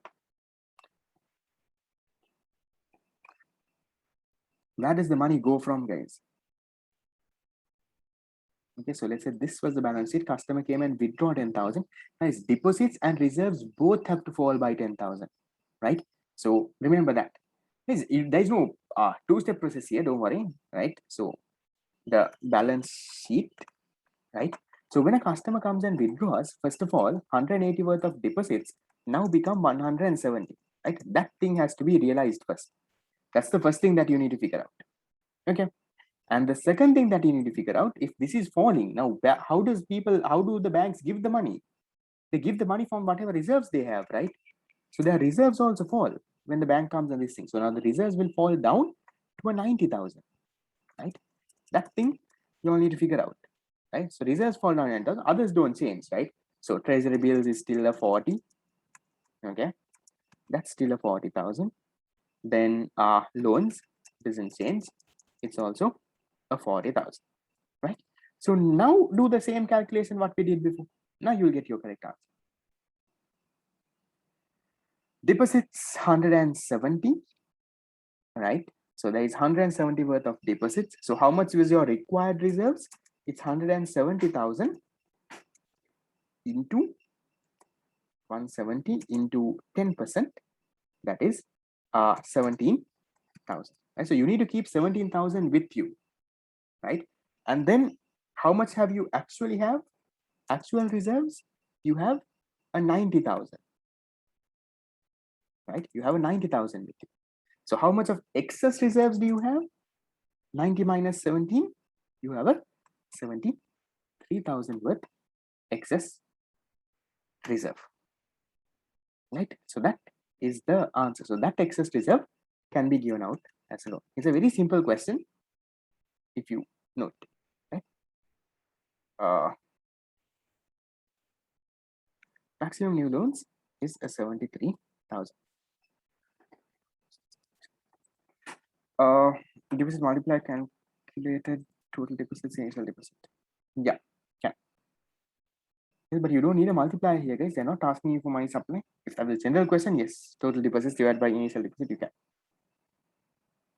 Total deposit sense in the banking system. Okay. Right. That's question number. That's part B. Okay. That is there. I'm hoping that's fine. Easy question though, not hard. Then, okay. So usually this unit 7 question was a little hard in that year, right? Now this 4th and 5th part were a little hard. I remember I wrote around 2 pages for all of these because I did not know the answer, right? So this one, what do you mean by high-powered money? That I'm hoping you all know, guys. I'm not going to talk on that. So high-powered money is the actual notes and coins printed, or you can say the direct financial liability of the central bank. You can talk about the components. You can talk about all of that. These returns are reasonable.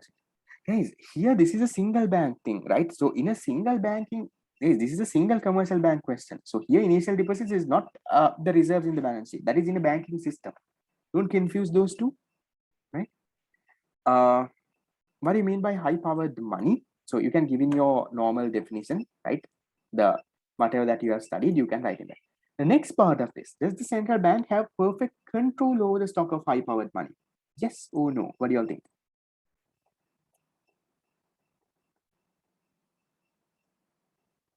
This is a single bank, so this reserves is not the initial deposit, if that's your question. It's in a banking system. Okay. Yes or no? No, right? So why don't they have this thing? Now, central bank is the one in charge of printing money, right? They are the ones in charge of printing money and, you know, the printing the high-powered money and doing all of that. So why don't they have control over that bit? Why don't they have perfect control over it? What can you write? Points? No? I'm waiting for answers.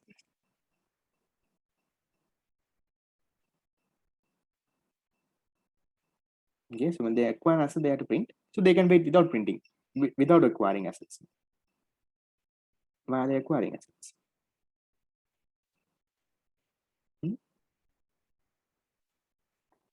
So currency is the high-powered money.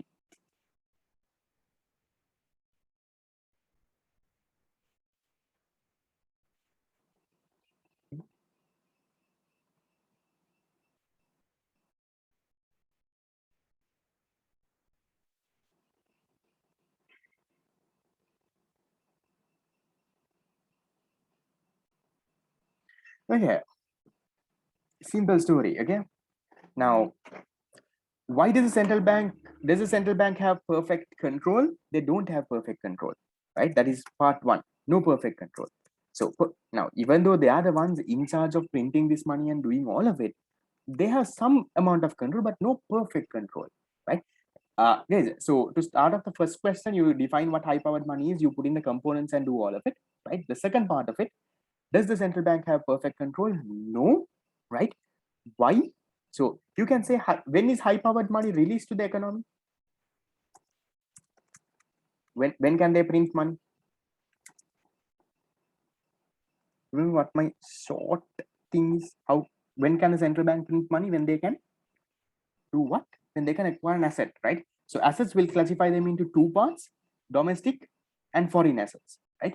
So one is acquire domestic assets, right? So domestic assets in form of loans to the government or commercial banks, ideally government, right? That is one form, right? If they can give a loan to the government or commercial banks, then that's one way that they can acquire a domestic asset. The second one is acquire foreign currency, right? So or foreign exchange, if they can buy foreign exchange, that's also a currency, right? They can do this. So now, if you look at this, right? Now, this is only in these occasions when the central bank can actually acquire an asset, they can print money. They can print money means they're releasing high-powered money into the economy. But why don't they have perfect control? Why can't they decide, okay, I'm going to put only this much? The problem happens is when, now let's say the government comes and asks for a loan, right? Let's say central bank does not want to print money. They don't want to release high-powered money, right? They want to control it and keep it at some level. But when the government comes all of a sudden and asks for a loan, right? Can the central bank deny it? No, they can't say, no, come on, look here. We're not going to give you the loan. They can't do that. So central bank has to, at the end of the day, they have to print money. They need to put out money. So they don't have perfect control. They can control it to some extent. But the moment government comes and asks for money, they have to print and put out. So that's one reason. What is the other reason?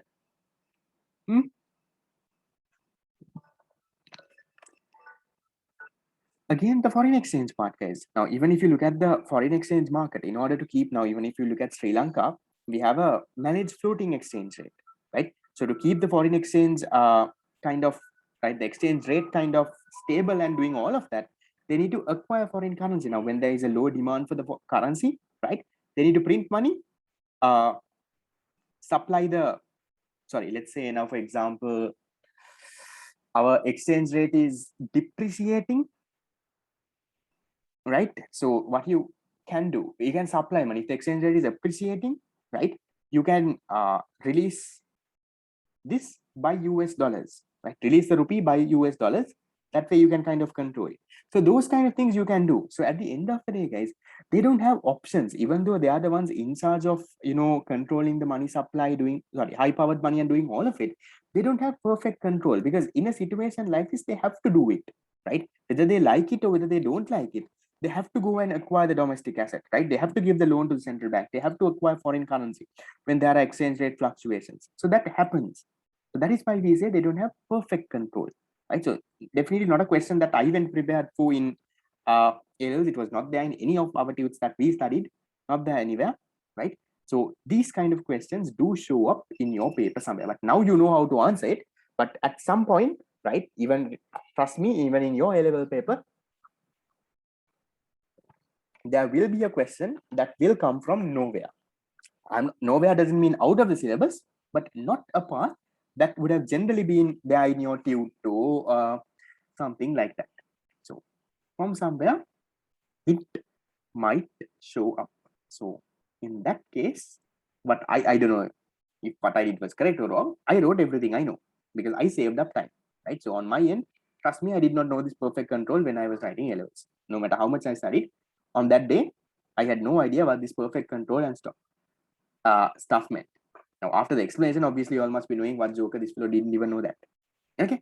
And even the fifth part on explain the main focus on the current monetary policy framework, that also I did not know. Right? That monetary targeting and then flexible inflation targeting. Flexible inflation targeting ideally has come up in 2017, but I did not know that. Right. So even that also, I wrote about monetary policy, I wrote about open market operations. For 2 pages, I wrote something. Right. So wrote and wrote and wrote. I took around 45 minutes to 50 minutes. Wrote everything that I know. But at the end of the day, my marks were good. So I'm guessing there would have been something in what I wrote that they would have given me marks for, right? So that is the advantage of saving time in the beginning. If you can take in 30 minutes, if you can do the first 3 questions that way, in case there is a question that you have no idea on what to do, right? Because it's not the best advice I can give. Ideally, study and go, but will be very practical, right? In the practical context, I don't know if any teacher tells you this, but I will genuinely tell you because there will be a question that you have not gone prepared for. No matter how prepared you are, there will be a question. Trust me, I was also kind of prepared, right? I have done all my past papers, done all the mock exams, done everything, but that happens, right? Come on, teachers also, you can't predict 100% what the examiner has in mind, right? So there will be a question. Play that smart. That is what I give you as advice. And also, please have a backup plan also on your part B. Don't go prepared just for one question, right? No, at least 2 to 3. Sorry, don't go prepared for 2 questions. At least minimum go prepared for 3 questions, right? So maybe you can leave the last 2 units, but at least for question number 6, 7, and 8, go prepared on that day. Choose the 2 because you don't know which question might get hard. Somewhere down the line, something might get hard. I did the mistake. I went prepared for 2, so I had no option. I had to write this, right? So getting 100 out of 100 is a little hard though, because no matter what happens, it's very hard. You will get 100 out of 100, right? Because the reason why you won't get 100 out of 100 is they will put in some tricky question somewhere, at least in an MCQ, some way that, you know, you think differently. You think in one way, you think in the usual way, the examiner thinks in a different way. Remember in the 2020 paper also there were questions like that on that farmer's story. Remember that farmer's story? You think of one way, examiner argues it another way. Then again there was another question on this thing unit number 3. So there were a few questions on that end, right? So they will put in some question from some unit somewhere, right? To confuse, right? So 100 out of 100 is almost impossible, but you aim for 100 out of 100, at least you can end up with a 98 or 99. Yeah, quantity demand thing. Yeah. Now, instead of asking what is the difference between change in quantity demand and change in demand, they ask you what is the difference between demand and quantity demand, right? So everyone went and wrote the change in demand and change in quantity demand. Wrong. 2020 paper. If you all do it. Okay, that's about that. Question number 5, the monetary policy framework. Guys, have I highlighted the monetary policy framework in a previous question? No. Okay. So monetary policy framework of Sri Lanka. Have I? No.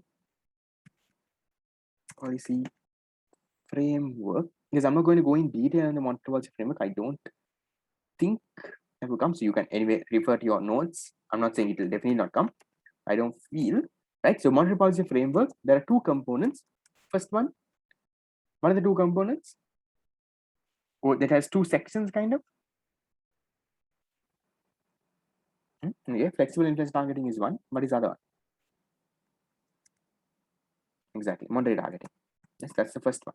So first one in your monetary policy framework is something called monetary targeting, right? So what is monetary targeting? Where you have certain goals, right? You have a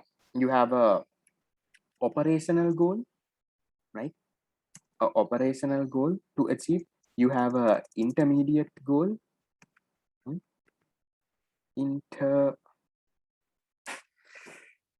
This board is annoying at times. It gets stuck. Okay, intermediate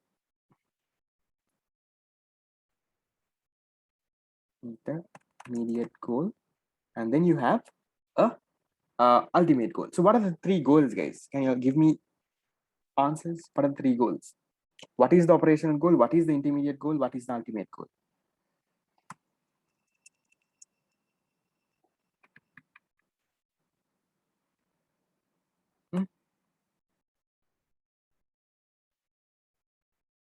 Okay.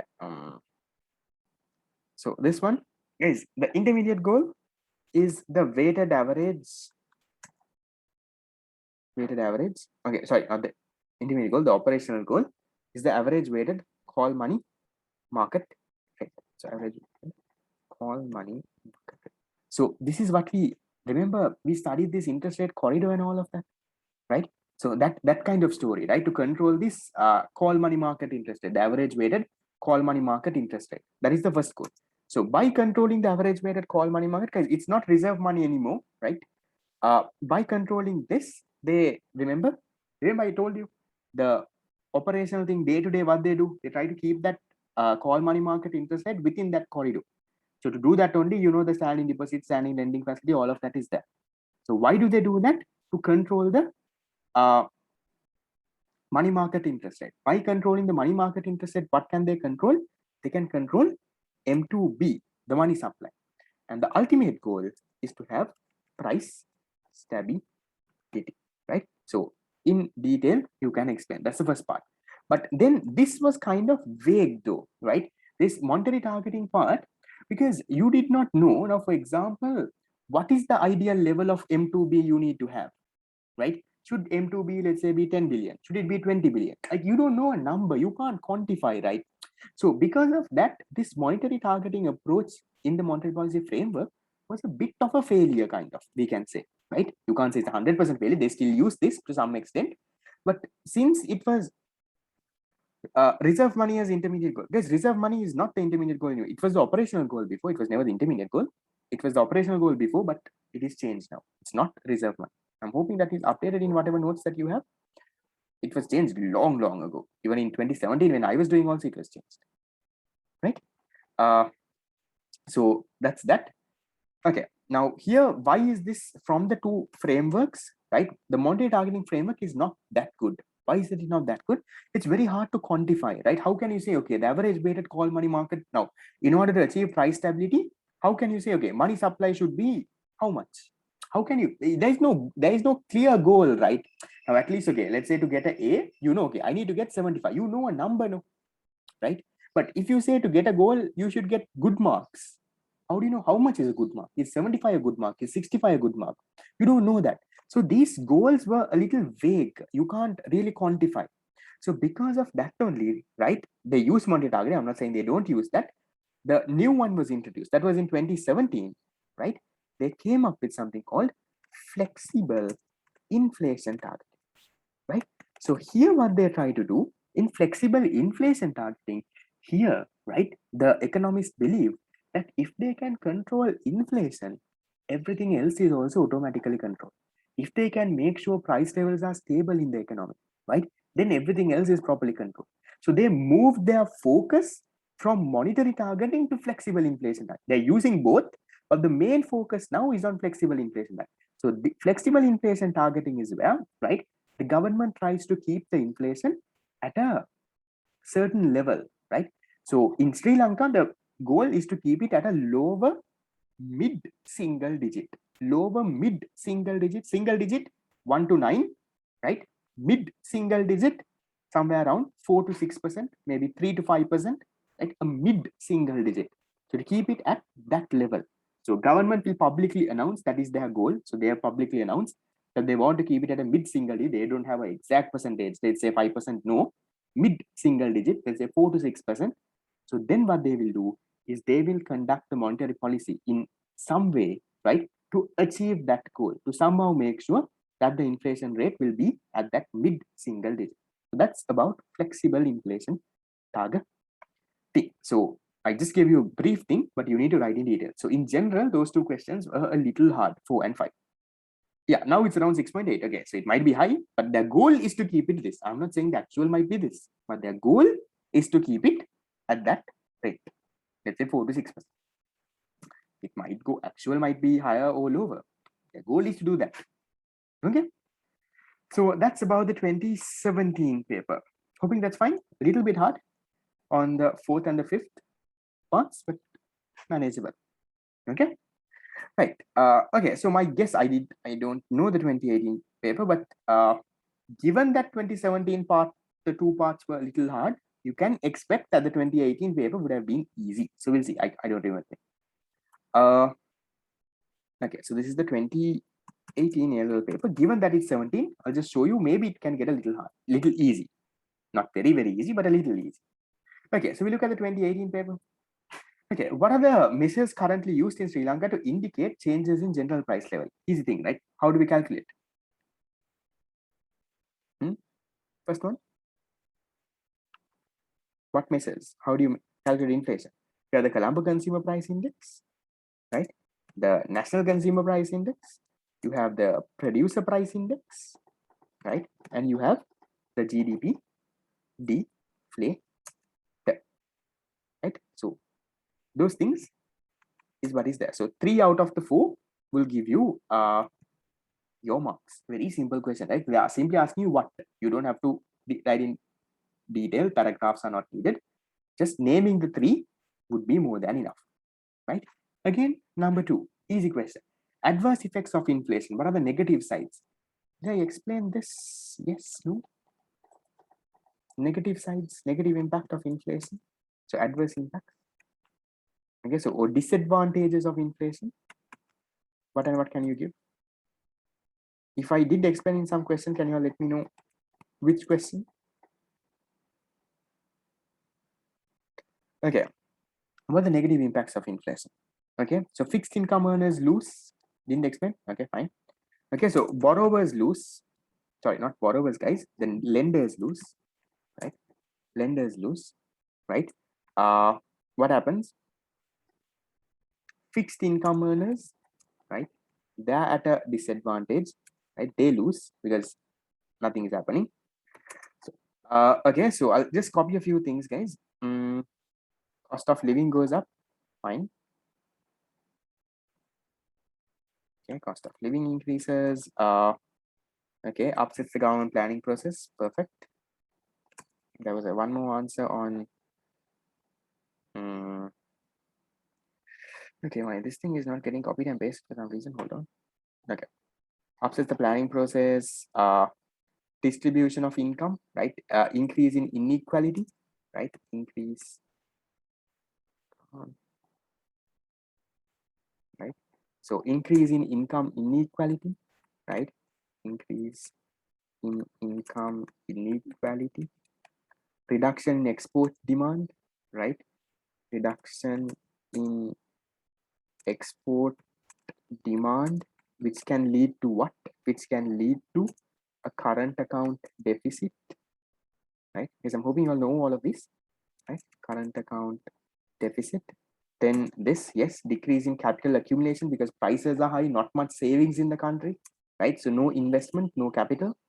Decrease in capital accumulation. So those kind of things are there, right? Capital accumulation. Yes, recordings, guys, I'll upload it on YouTube someday. Accumulation. That's there. Because, guys, one small thing, right? On one thing that I realized on giving Google Drive links, that other people are using my Google Drive links. I don't know if it was seen or something. There was one. I don't mind passing it on, but when other teachers use it as their Google Drive links, that's a problem, right? One recently I saw my past paper thing. I don't know if you all are there on some groups. There is this group called Commerce Group. Someone sent me a link. I also joined for the fun of it. There is a link that I put all the past papers and gave you all a PDF link. That was going around with now come on, I'm totally fine with them sharing, but at least don't share it like it's your one, right? That is why I don't like to give in things on PDFs and all of that. I was thinking of at least now in that past paper thing, my name is not there anywhere. So I thought of maybe adding my name somewhere because that Google Drive is my Google Drive. So I have access to that folder. I can add in anything, remove anything. Maybe at least a picture of mine or maybe a flyer of mine. So at least people who are doing, right, can look into this. So, okay, adverse effects, guys, yes, it's known as the cost of inflation, right? The negative side of it, right? So those kind of things are there. Totally. Now, I'm totally fine with other people sharing. That's no problem, but don't share it like it's your one, right? That's a different story. Don't share it that like you put it and you made it and you did it. You know, at least say, okay, I found something like this, and then you can also use it kind of. They've edited my message, but they've nicely copied the link and put the exact. I used to just opened it, right? I just opened to see at least if the new PDFs were there, the thing, and then I'm seeing okay, it's the same thing that I had. Never mind. Okay. Question number 3. Okay, the following is a simplified balance sheet for one of the commercial banks in a banking system. Okay, so far the questions have been easy. Okay. Question number 3. For some reason, my board is getting stuck today. Okay. What is the required reserve ratio? Which one? So deposits are 100,000, required reserves. Can you see the actual reserve they have divided it and given? They have given required reserves 10,000, excess reserves 5,000. So deposits are 100, Required reserves are 10,000 means what is the percentage, guys? Required reserve ratio? It's 10%, right? A simple calculation. So how can you do the calculation if you're wondering how to do this, right? So you can simply take A, right? It's 10,000 divided by 100,000, right? If you want to get a percentage, you multiply by 100, right? So you end up with 10% there. So that's the answer for the first one. A very, very simple question. Okay, part B. Assume a customer withdraws 2 million from his current account, right? See, can you remember? Now, in the last paper also, there was a withdrawal. I'm pretty sure most of them got the withdrawal wrong. That is why it's again put in here, right? So assume that a customer withdraws 2 million from his current account at this bank. By how much will bank's reserve change based on this cash withdrawal?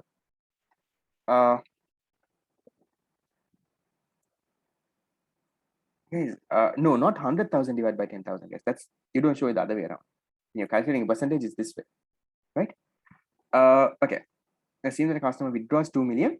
By how much will bank's reserve change based on this withdrawal? What will happen, guys? So if a customer withdraws, the deposits will fall by 2,000, right? Reserves will fall by 2,000. So excess reserves will fall by 2,000, right? So deposits decrease. Your excess reserve decrease by 2,000. Because they're only talking about a bank. Don't go into multiplying or doing any of that, right? Still, they have not talked about all of that, right? Okay. Yes, you can draw the new balance sheet if you want to. Like I'll not draw it, right? I drew it before, no, right? The only change is when the customer comes and withdraws, deposits, this 100,000 becomes 98,000, and the excess reserve, right, now becomes 3,000. Okay, you know, excess reserve doesn't become 3,000. You don't have to show it separately. You can say reserves fall by 2,000. So by how much will reserves change? Reserves will fall by 2,000. That you can give as an answer. Okay, so you can say reserves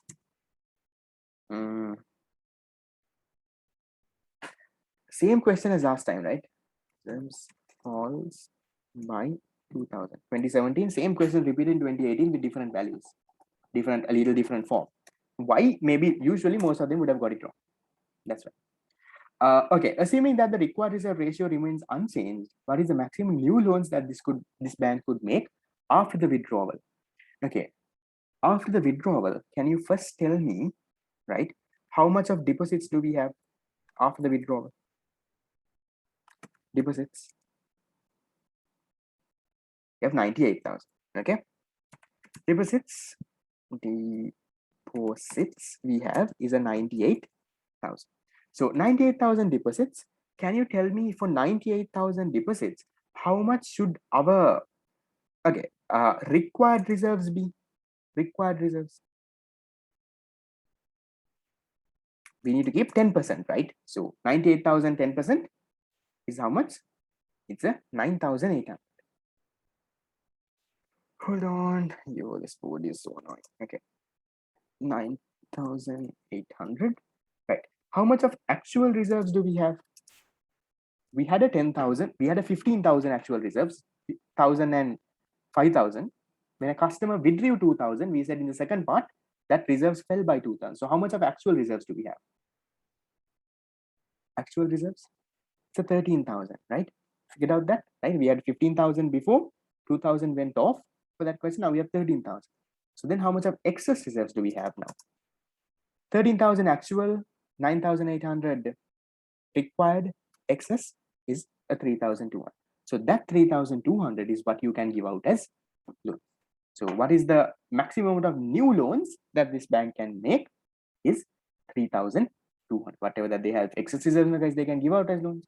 So that is your answer. So be very careful when you answer a question like that. Yes, withdrawal will affect the reserves in general. So you can't say whether it affects the excess reserve or this thing. It will affect both actually. Right? So withdrawals will, in general, will decrease these reserves by 2,000. Okay. That's why this became 13,000. 15,000 here became 13,000 here because of that. Right? Okay, I'm hoping that's fine. Same question, right? nothing harder. Okay, and then this one. Withdrawal effect in the banking system question, a withdrawal will decrease deposits a multiple number of times. Let's say there was a withdrawal of 2000, SRR is 10%, deposit multiplier is 20, deposit multiplier is 10 times. So if there was a 10%, 2000 withdrawal multiplied by 10 in the banking system, deposits will fall by 20,000. It's a banking system. This is normal, simple question, not a banking system. Okay. Right.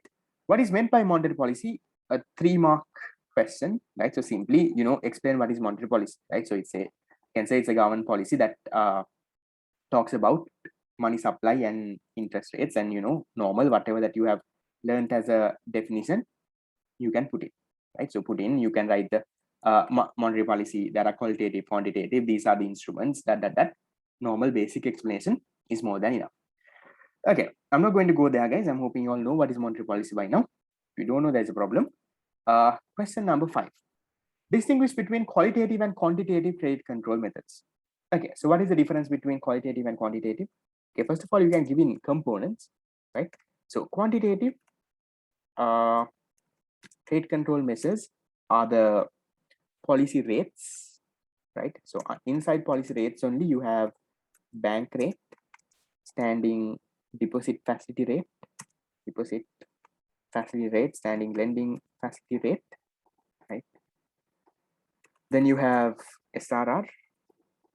So you have SRR, you have open market operations, that comes under quantitative. Then what are qualitative? Qualitative. What examples do we have? Okay, moral suasion. Yes, moral suasion. It's like advice kind of. I think I explained this. What else?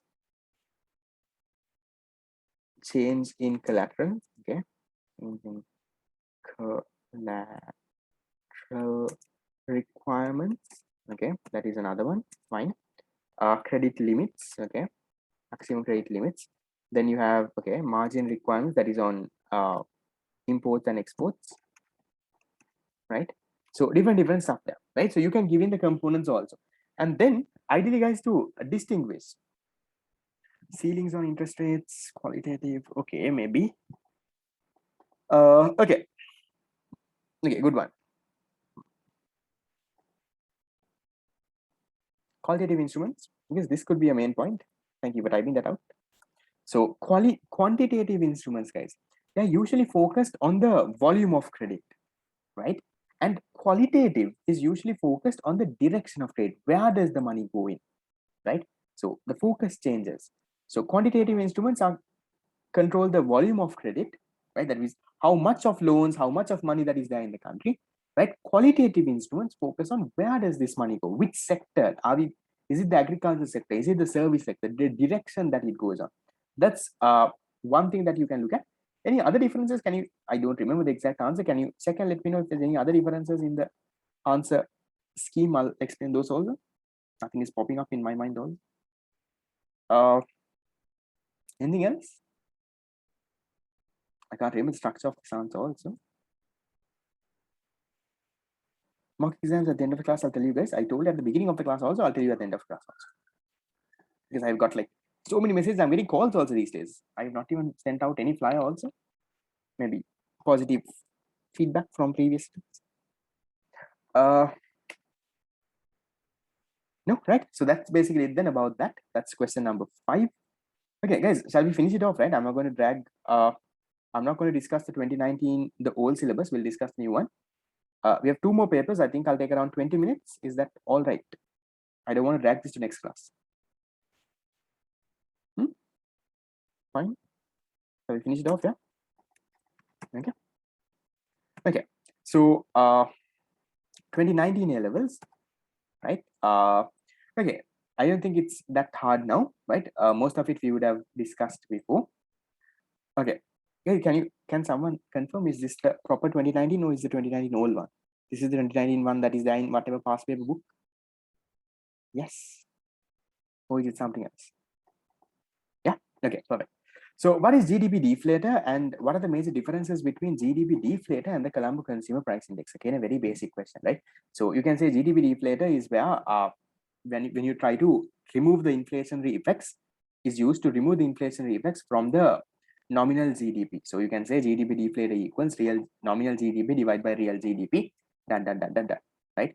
So differences between GDP deflator and Colombo Consumer Price Index, right? Guys, this is the old one, not the new one. Okay, never mind. Listen to me. Okay, Colombo Consumer Price Index, right? So you can talk about the features of Colombo Consumer. There is a basket of goods like this. They calculate it this way. There are price collection centers. That. You can talk about all of that. Deflator, you don't have to talk about all of that. It's simply nominal GDP divided by real GDP. Okay. Okay. Explain the concept of inflationary gap using a diagram. So, please, can you all know me which diagram have they given? Is it the y equals e diagram we studied in unit number 6? Yes. Inflationary gap. Who have they shown it using another diagram? Yeah. Okay. So inflationary gap. How do you show the inflationary gap, guys? You have this one, right? You have your y equals e line. You have your expenditure, right? So that's the expenditure, right? So this is your equilibrium level of national income, right? YE, I'll call it. Hold on. Okay, so I'll mark full employment level also. I'll mark that in a different color. I'll mark it in black. Let's say this is the full employment level of this thing. My diagram is a little bad, don't mind. This is YF, right? So this black line is your ideal full employment level of equilibrium, right? The red line over here is your actual equilibrium, right? So the difference between this and this is the inflationary gap, right? So if they say inflationary output gap, you can highlight this. This is the inflationary output gap, and the inflationary gap is the difference between this and this, right? That is the inflation. Guys, this is the inflationary gap, and the one on the bottom is the inflationary output gap. This is the inflationary output gap. So maybe you can highlight both also. Okay, so what is happening here, guys? You need to explain. You need to say inflationary gap occurs when the country is at equilibrium above the full employment level of output, right? So ideally, at full employment level of output, they need to be at equilibrium at this point, right? This point here. But where are they at equilibrium? They're at equilibrium above full employment level. Now, how can you be at equilibrium above full employment? How can you produce more than full employment? You can't produce, right? It's simply the same production, but now the prices have increased. Now, let's say I'll just to explain this. Why is it called the inflationary output gap, guys? Right? So let's say your full employment, right? By using all your resources, let's say you can produce, okay? You can produce, let's say full employment output, right? So let's say you can produce 1,000 goods, right? Price of one good is, let's say 100, right?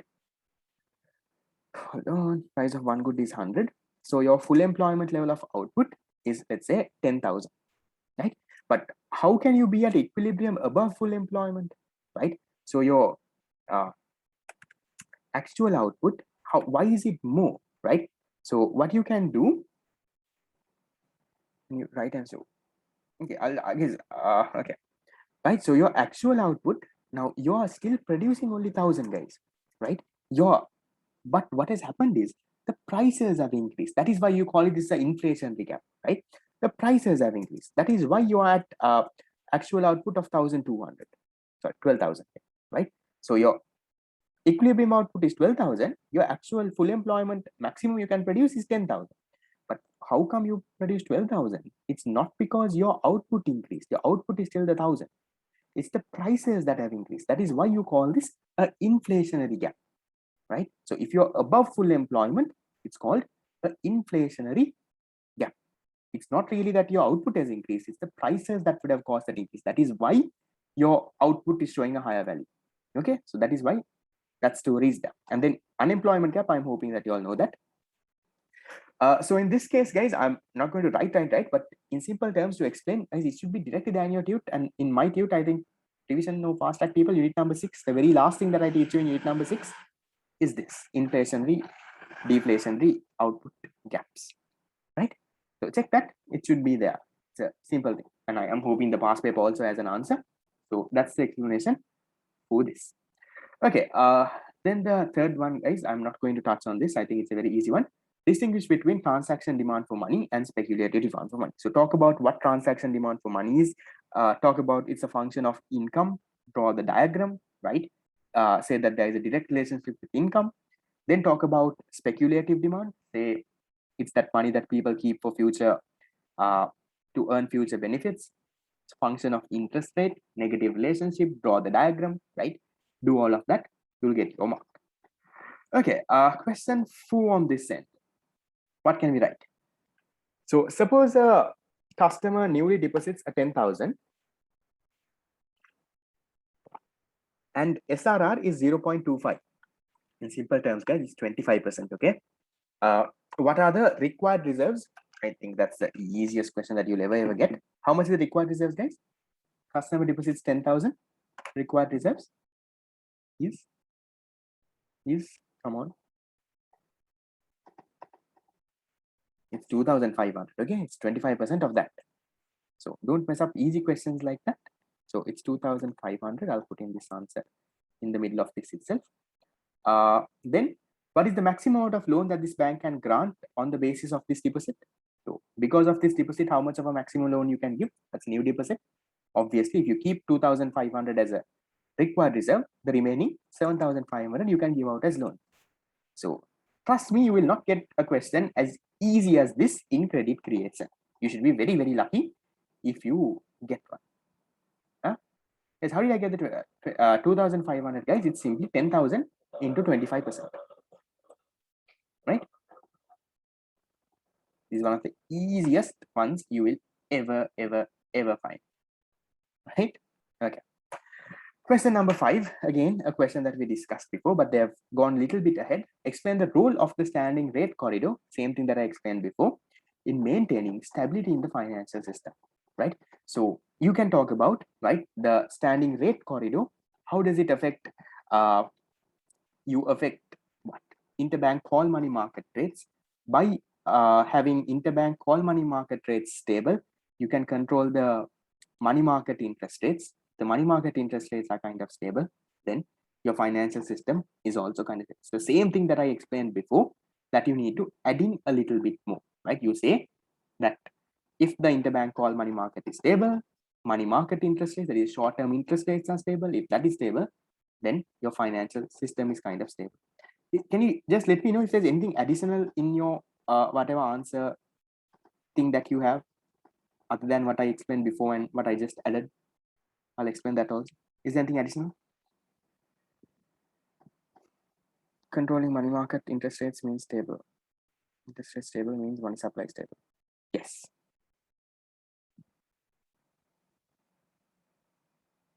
Anything additional? No? So I'll have the answers.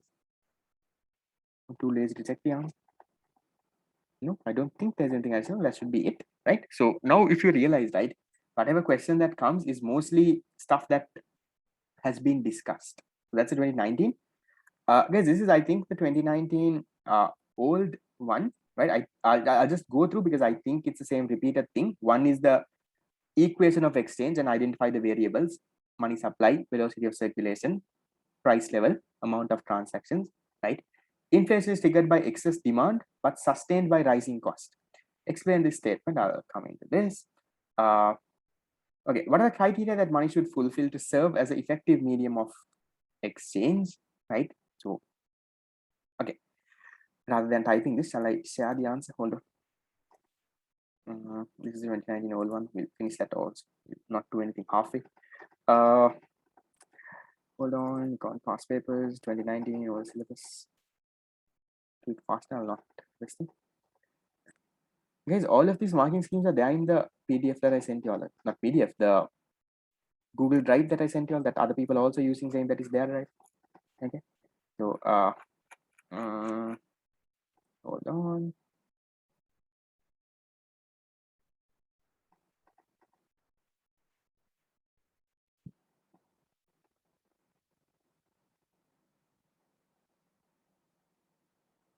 Okay, this is a 2019 old syllabus paper, guys. The one state the equation exchange that you all know, that's fine. Okay, inflation is triggered by excess demand, but is sustained by rising costs. That's a good question, right?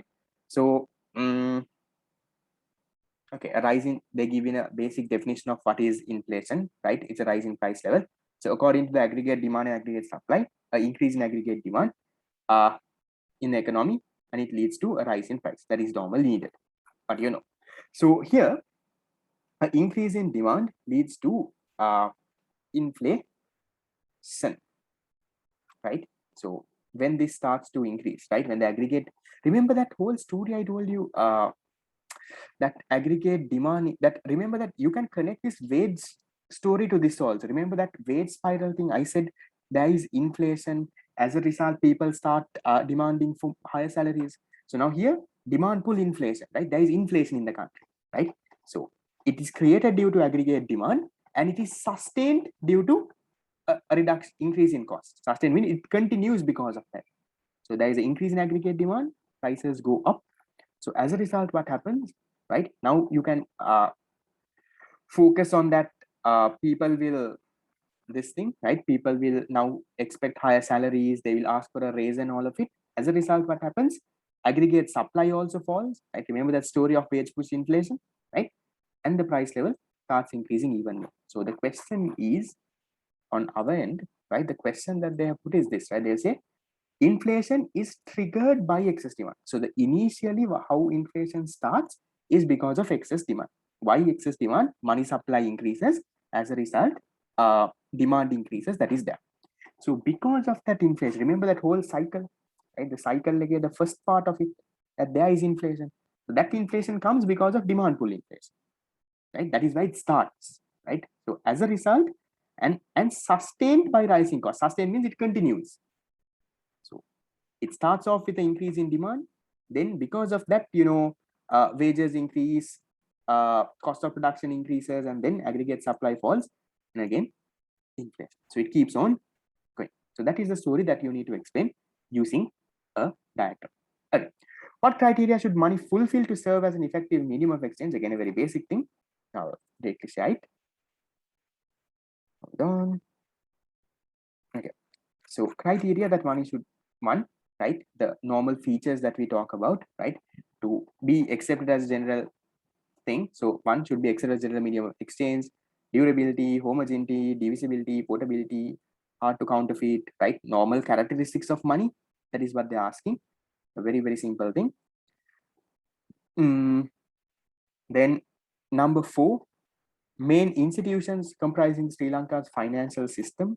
Very, very easy question, right? Central bank, licensed commercial, licensed specialized, licensed finance companies, all of that. Just naming the 4. Can you see how easy these questions are? Naming 4 marks. Naming 4 marks, right? And then identify the components of M2B and M4. Again, all what you have to do, is simply to name the components, right? So M2B is M2 plus this and this and this and this, right? So you all can do that now, guys. It's directly from your theory and nothing else. Okay. Right. That is about that one. That's the 2019 old one. It's actually a very easy question which we have discussed most of. Okay. Now, given done all of that, we'll look at your 2020 paper, the latest paper that you ever have. So after doing all of this, if you can do this question, then you are successful. So this is the paper that you need to judge. So if you have done all those papers, if you have done all the questions properly, 2011 to 20 this thing, right? We'll just see how what is different in this paper. Look at what there is. Actually, there's nothing different, right? Look at the first question. What is quantity theory of money? Did we discuss this previously? Definitely, right? Quantity theory of money, equation of exchange was a definite past paper question that was there. What are the cost of inflation? Remember, negative effects of inflation we discussed. It was there. Determinants of demand for money, that was there, right? Remember macroeconomic variables and all of that, right? Income, the what? Income, interest rate, inflation. Then you can talk about innovations in the financial system. All of that, right? Was there in the past paper. 4 core functions of the central bank. This was not there in the past paper, but come on, it's directly there in whatever note that you all study, right? Functions of the central bank. Go and check. It's definitely there in my theory too also. Right? This was not in the past paper, but a very easy one. Okay. And then look at the last one. Guys, the first 3 questions, can I skip the first 3 questions? Are we okay with that? Same questions since we discussed before. Anyone has an issue? Same. Yeah, fine, right? Same thing, no, guys. I don't have to repeat the same thing, no, right? Okay. Okay, can you give me the answer for the fourth one? Functions of the central bank was not there in the past paper, but is directly there in whatever that you study. I'm pretty sure every region, no matter who, would have given. What are the functions?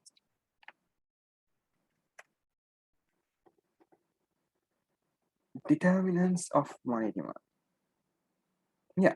Hey, so this thing you can talk about. Yeah, you can talk about the major determinants. You can talk about the motive and the thing behind it, right? So you can say transaction motive. It depends on income. What? Precautionary motive, again income. Speculative motive, interest rate. In addition to that, you also have other factors like price level. You can give things there. Okay. Functions. Co-functions. Okay. So bank supervising. Okay, I guess I'll just copy a few things that is coming. Okay, it's the bank of the government, bank of the commercial banks. They supervise. Okay. Hold on, the board is stuck.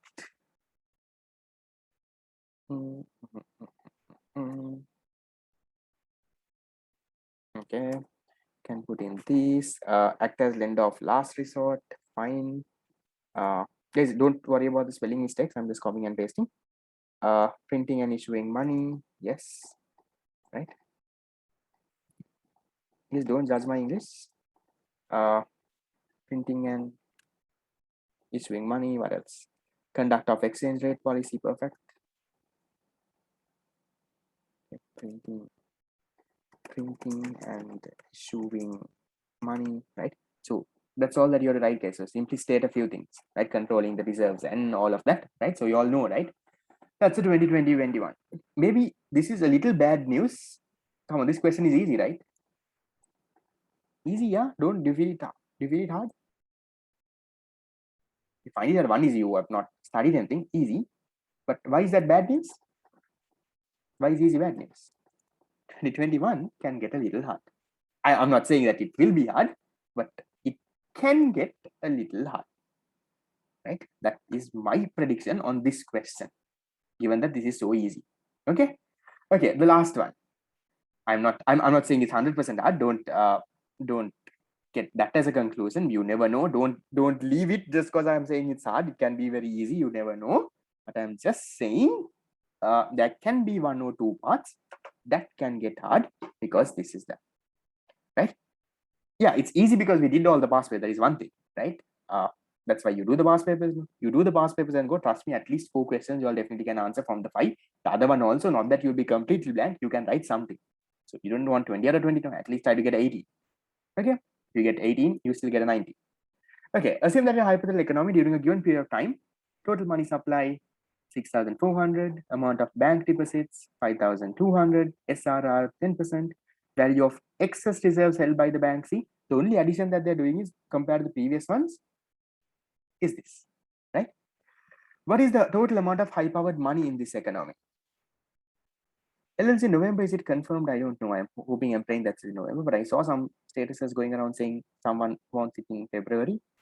That's going to be one of the worst nightmares ever. We'll hope that doesn't happen. Okay, I don't know. I'm not going to comment on that. But I saw some people request to have it on February. Some students have requested the president to have it on February because they have not finished syllabus, teachers striking. These jokers also have to strike at this moment. No. Crazy though. I don't know what is happening, but teachers also they have the full. I know it's their right to get a proper salary and stuff, but come on, not at the expense at right now with all COVID-19 and students are suffering and they're dying a bit away. Okay. Okay, amount of high-powered money. You guys remember the components of high-powered money, right? Currency held by public, right? the required reserves, commercial banks, deposits in the central bank, then currency held by central bank, sorry, currency held by commercial banks, that is the excess reserves, right? And then you have the what? Government agency deposits in the central bank, right? Remember those kind of things. So can you all find those? Can you all give me? Now, remember currency held by public, required reserve part we found in previous question. The only addition is this excess reserve part that they have directly given, saying it's 280. At least to finish things off, rather than me giving an answer, can you all give me an answer? How much is CC? How much is RR? How much is this? At least let me feel a bit satisfied that at least I have taught you all properly and that you all can do it now. How much is currency held by public? 1,200. How do you get the 1,002? Money supply M1 is 6,400. 6,400 is equal to currency held by public plus demand deposits. You minus the 5,200, you get 1,002. Okay. Required reserves. How much? Total deposits 5,200. SRR 10%. So 10% is a 520. That is what all our previous questions had, right? The only addition here is excess reserve. So excess is nothing to calculate also. That's also part of the money, no guys. That's commercial banks, currency held by commercial banks, right? How much is that? 280. Okay, so given said all of that, how much is our entire currency high powered money is equal to 1,002 plus 520 and 280 is a 2,000, right? Okay, that's that. 3 marks. Okay, last one. Value of the money multiplier. How do you get money multiplier? Things that you all already know. Money multiplier is money supply divided by high powered money, right? Add all the factors. Yeah, because you add all this, you get this one. Okay, so how much do you get? Your money supply is a 6,400. Your high powered money is a 2,000. So 6,400 divided by 3,000, you get money multiplier 3.2 times. That's your final question. That is an easy question that you can score the 20 out of 20. If you've done your past papers properly, if you've been following the whole thing for the last 4 weeks, coming to questions, okay? Okay, so just general advice on your end, give me like 5 minutes. Okay, I don't personally know when A-levels will happen, right? But we'll hope and pray that it happens in November. But on your end, right, what I'm trying to prove, why am I making so much of effort and doing all of these past papers, waking up early in the morning, and I also have so much other work to get done, right? I'm doing it because these questions are repeated, right? Because the same question comes over and over and over again, right? And I do it for free because I felt I need to do something free for the students, right? So that is why I do the entire thing for free. It's up to you all to get the best use of it. That is again not my end, right? You anyway know the first class of any unit, there is a huge amount of students, but then it falls off, right? So that's up to you. I don't force anyone to come or not come. Sometimes, sometimes everything, but I always say, when it's given for free, the value of it is gone. You think that it is very low quality, and then it is of this thing. This same thing, I can charge it by printing and sending you a paper, right? Simply these MCQs, I can sort it into a small tute. I can put all the unit 1 MCQs together. I can, let's say, charge you at least 1,500 to 1,000 a month. You don't have to do all of that. Okay, past paper is already there. You already have your past paper book. Why should I print and replicate the question all over again, right? So take it a bit more seriously, I feel, right? On my end, I think I'm doing kind of okay, not that bad. If there's anything that I can do on my end to improve my teaching, do let me know. Not on the recordings and stuff. On the teaching aspect of it, if you think I can do better, do let me know. I'm also not the most experienced teacher on my end, right? On my end, I'm maybe 4-5 years of, not 4-5 years also, 4 years of experience, I'll say, right? And that's also not big experience, but in simple context. So that's unit number 7, right? I'm hoping that you have some amount of confidence after doing all of these questions about your 2021 paper, right? That is that. Okay, since someone asked it again about the mock exam classes, guys. I'm repeating. Okay. In the fast track program, the final 2 months, right? Whether LLs get postponed or not, I'm going to finish it off, right? In case it goes postponed to February, we'll see what we can do later to keep you all in touch. But just to make it clear, right? We will be having a final mock exam series, right? A final mock exam series that is complete A-level standard mock exams, right? For all those who have been asking, it will happen in September and October, guys. It's not free. It's my normal fast track class that I do. It's 3,000 a month, 8 classes, right? 8 classes, one class is of around 3 hours each, or a bit more than 3 hours. You get a printed tute delivered to your doorstep at no additional cost. It's all covered in your fee. You get all the recordings of all the classes, which you can watch any amount of times, right? All of that is there. So classes are on Saturday nights and Sunday. Guys, those are model papers that I make, right? Which I predict the A-level paper. I'm not saying is the exact question. It's going to be like my predictions on the paper and which I make for A-levels, right? So it will not be there can be some past papers, but 80 to 90% of it is original made questions. So there is no point me doing past papers again, guys, because I've covered all the past papers here. So it's going to be original questions that come from different ends, and I'll tell you it's going to be hard, right? If you're completely blank with the syllabus, I might lose students. That's a different story. The mock exam series is not for you, right? If you're completely blank with the syllabus, you don't know what on earth is happening, you don't know what is there in this unit, if you have not done anything on that unit, right, then the mock exam series is not for you. The mock exam series is going to be hard, right? The questions will be hard, a little bit harder than A-level. I'm not saying it's impossible. All of it will be A-levels syllabus, maybe a little harder, right? Nothing out of the syllabus. I'm not a fan of putting questions out of syllabus to make questions harder. Some teachers do that. It will be within your A-level syllabus range, but usually harder. Okay. There'll be 8 mock exams at a stretch, right? Same kind of paper. The format is the same. Questions are not the same, right? Same A-level standard, just like your A-level paper. So you will be doing 8 exams like that at a stretch. You will take a week break in November. You will go and write your actual paper. So I think that is more than enough practice on your end. And when I'm making questions also, I'm kind of running out of questions now. I've already made a lot of questions for the past track. Now I'm trying to put in a few new questions for this. So I've kind of gone there.